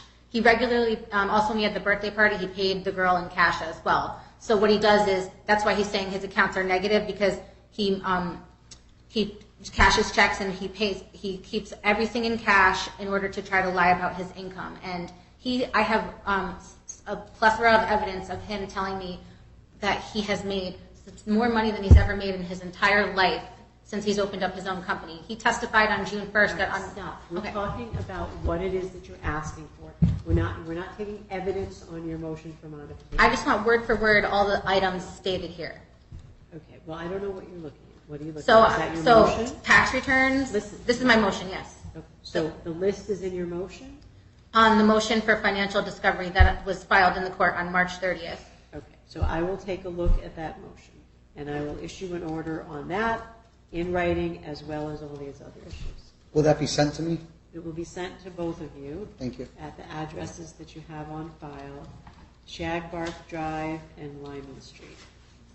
Okay. All right, folks. I think we're done. Thank you. I'll issue some orders in writing as soon as possible, including on your request for discovery. All right, we're going to take the recess, ladies and gentlemen, and then we'll take the next matter. Your Honor, may I ask one question? No, we're all done here. All right.